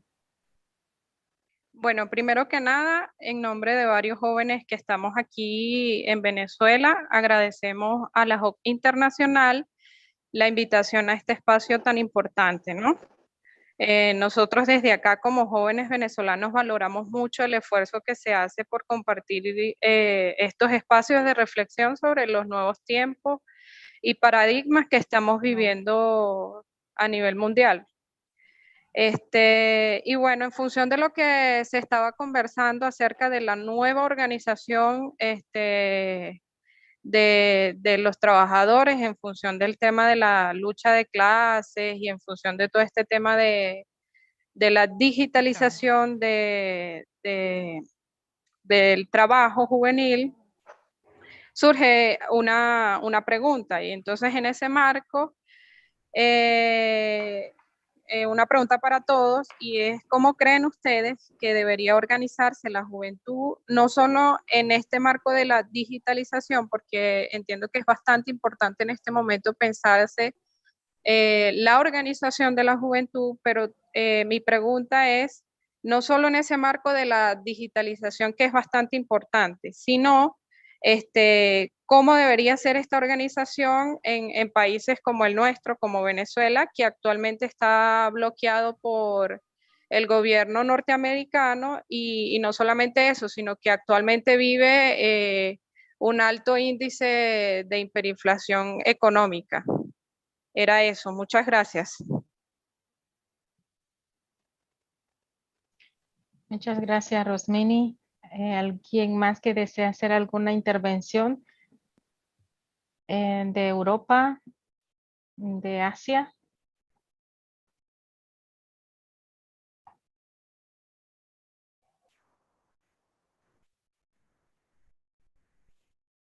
Hola. Eu quero botar minha foto de volta.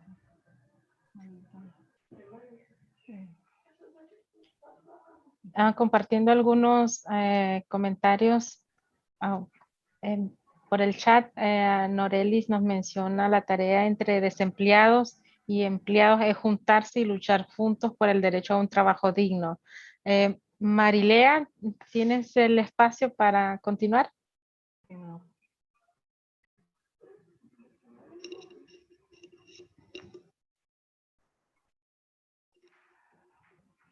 Adelante.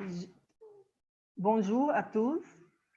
Merci pour tout le travail qui avait fait aujourd'hui.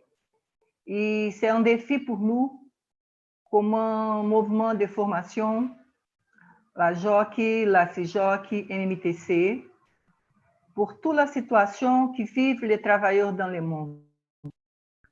C'est la situation presque tous les droits, toutes les choses que nous avons écoutées aujourd'hui nous aident à réfléchir un peu mieux et aussi de continuer à lutter et résister tous les jours. Nous ne pouvons pas accepter la situation que nous vivons dans le monde avec les travailleurs. Quand la jeune a parlé sur la Venezuela, aussi Nicaragua, aussi Cuba, les pays souffrent de situations incroyables. Sempre que nous pourrions continuer notre organisation. Merci pour ce travail, pour cette rencontre, à continuer ensemble.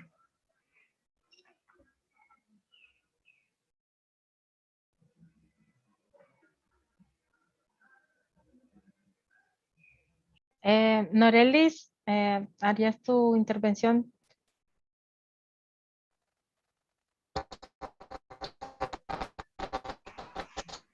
Hola, saludos a la Juventud Obrera Cristiana Internacional. Solo quería intervenir sobre un aspecto para complementar uno de los aspectos que la ponente anterior manifestó sobre el tema de la clase y de la lucha de clase. Creo que es equivocado decir que no es ante la presencia del desempleo como fenómeno que se impone en el mundo, es falso decir que no hay lucha de clases, por supuesto que sí. Y hoy más que nunca es un aspecto que tiene importancia, pues que retoma importancia. Cuando un trabajador está en una condición circunstancial de desempleo, no deja de ser clase obrera. Sigue siendo clase obrera, incluso en una condición de explotación mayor que la de un trabajador empleado, porque está sin posibilidades de tener un salario que le permita vivir.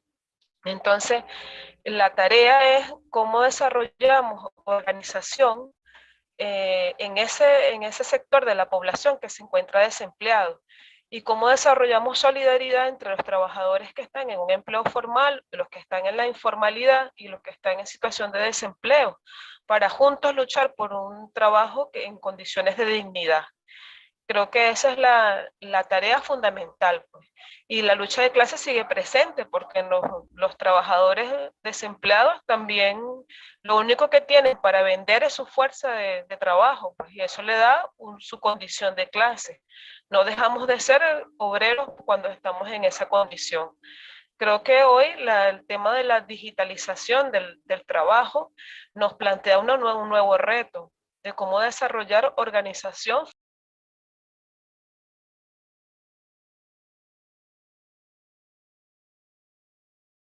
Hola, Rosmini. Hola, hola.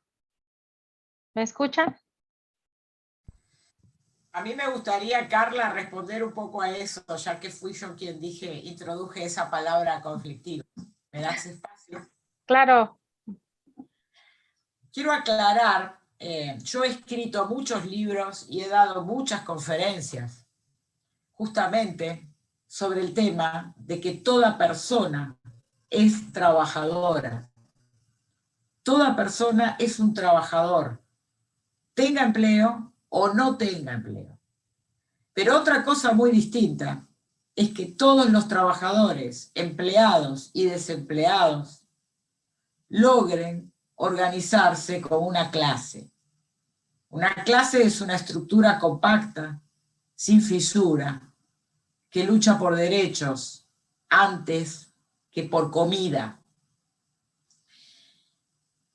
Para llegar a eso, hace falta que todos los trabajadores, los que trabajan, incluso los profesionales, y los que no trabajan, se reconozcan ellos mismos primero como trabajadores. Y el problema que tenemos hoy es que se está fraccionando esa unidad y se está enfrentando trabajadores contra trabajadores. Como muestra de esto, podemos mirar al arte. Oscar Wilde decía, la vida imita al arte y no al revés. Si miramos las series de Netflix, por ejemplo, vamos a ver que los enfrentamientos ya no son más como una guerra fría entre países o entre potencias. Los enfrentamientos armados que nos muestran en los medios son entre pobres incluidos y entre pobres excluidos. Esa desunidad, esa desunión, es consecuencia de desorganización. Por eso digo que no hablamos en términos de clase, sino de un pueblo que primero tiene que tomar la decisión de unirse para salvarse. En todo caso, esa unidad de clase que tanto se pregona en América Latina, ¿verdad? Gracias por el espacio para responder.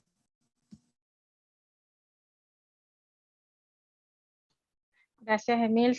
Bien, ya estamos casi cerrando esta parte del debate. Desearíamos poder continuar, considerando que hay muchos comentarios en el chat que aperturan más reflexiones y debates sobre el tema.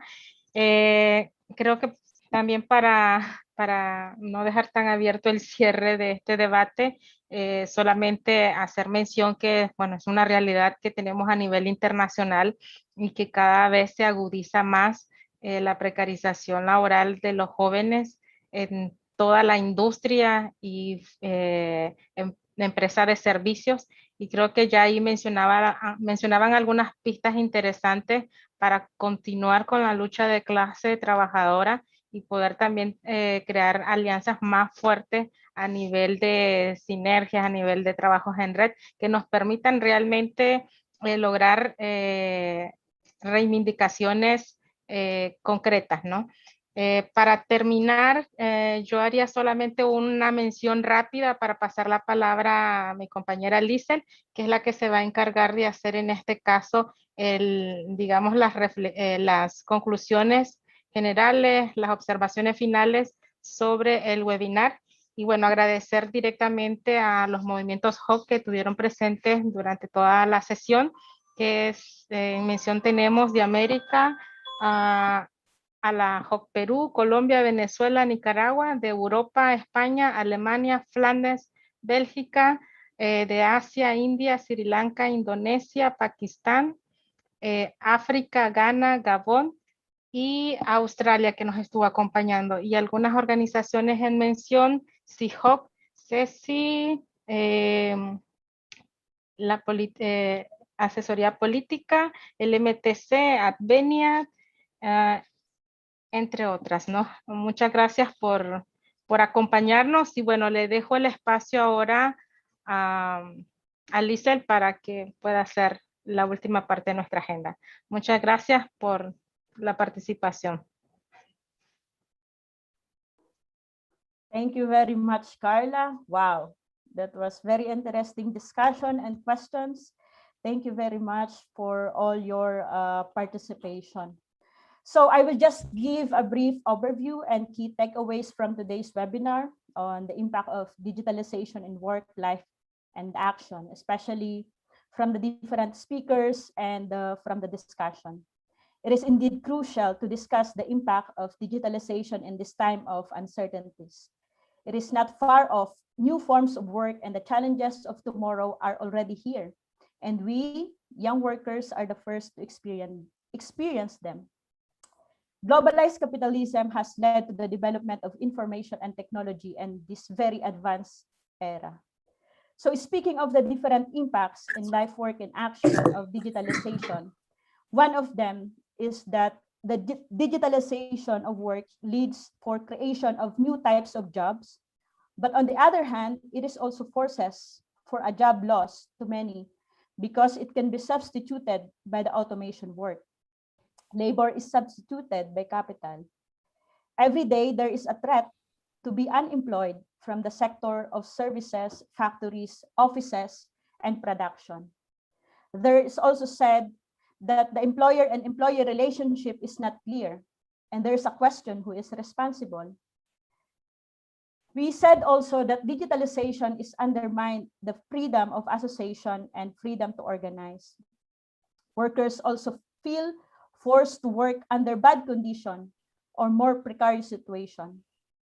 As far as social protection coverage is concerned in this digitalization era, the company does not offer social insurance and the right to medical care and the payment for pensions, which is deep concern when thinking about the future for the young workers.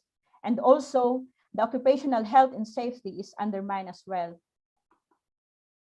Policymakers are caught in the center between the interest of businesses, those digital, transnational, and workers how to provide a decent living income, social protection, and benefits in the midst of automation, digitalization, and restructuring of companies.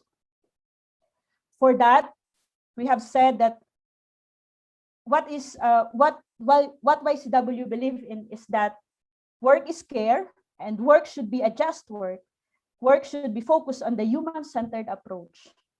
We believe that work is always and must be just work. We have discussed in the discussion about the fragmentation of work and the identity of the workers. But for YCW, we believe that just work enables workers to complete their jobs under safe conditions and non-discriminatory environment with no precariousness and no exploitation. People and workers should be center of production in factories, services, and society.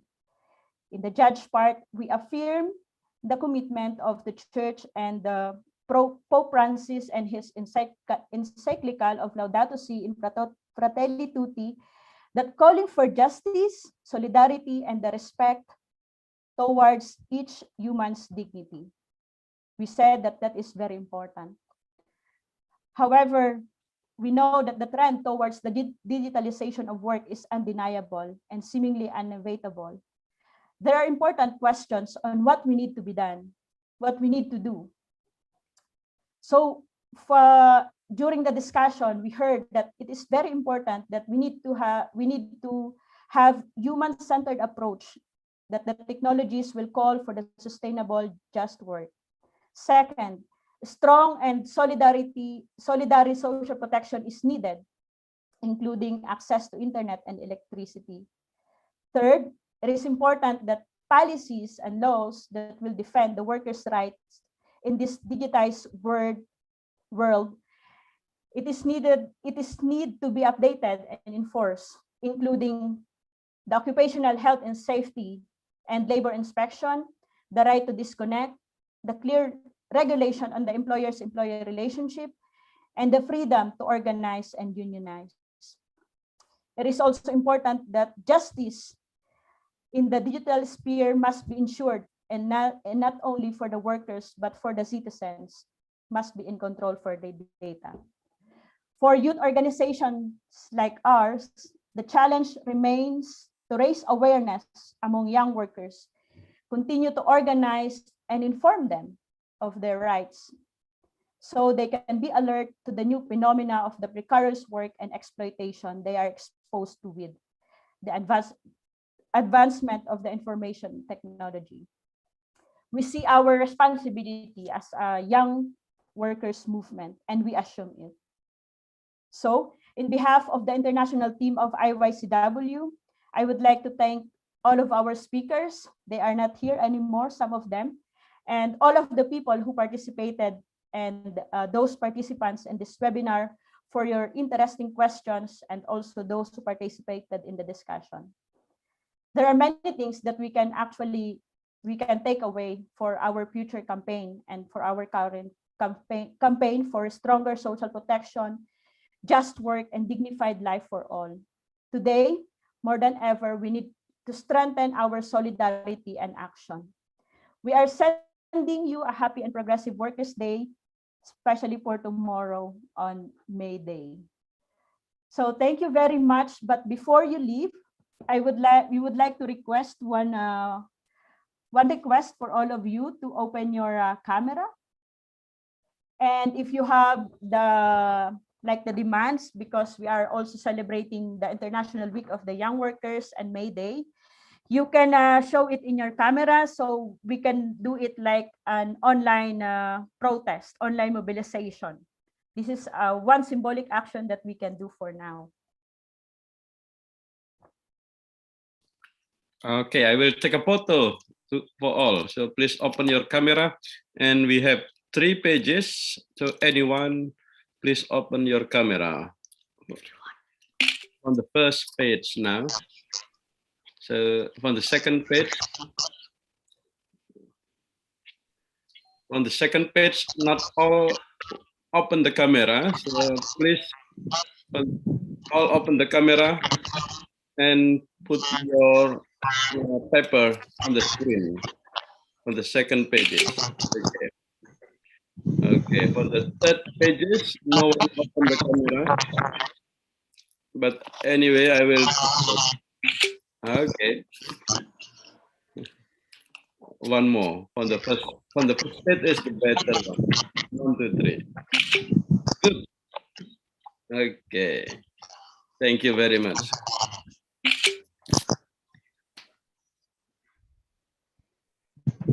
Thank you very much, everyone.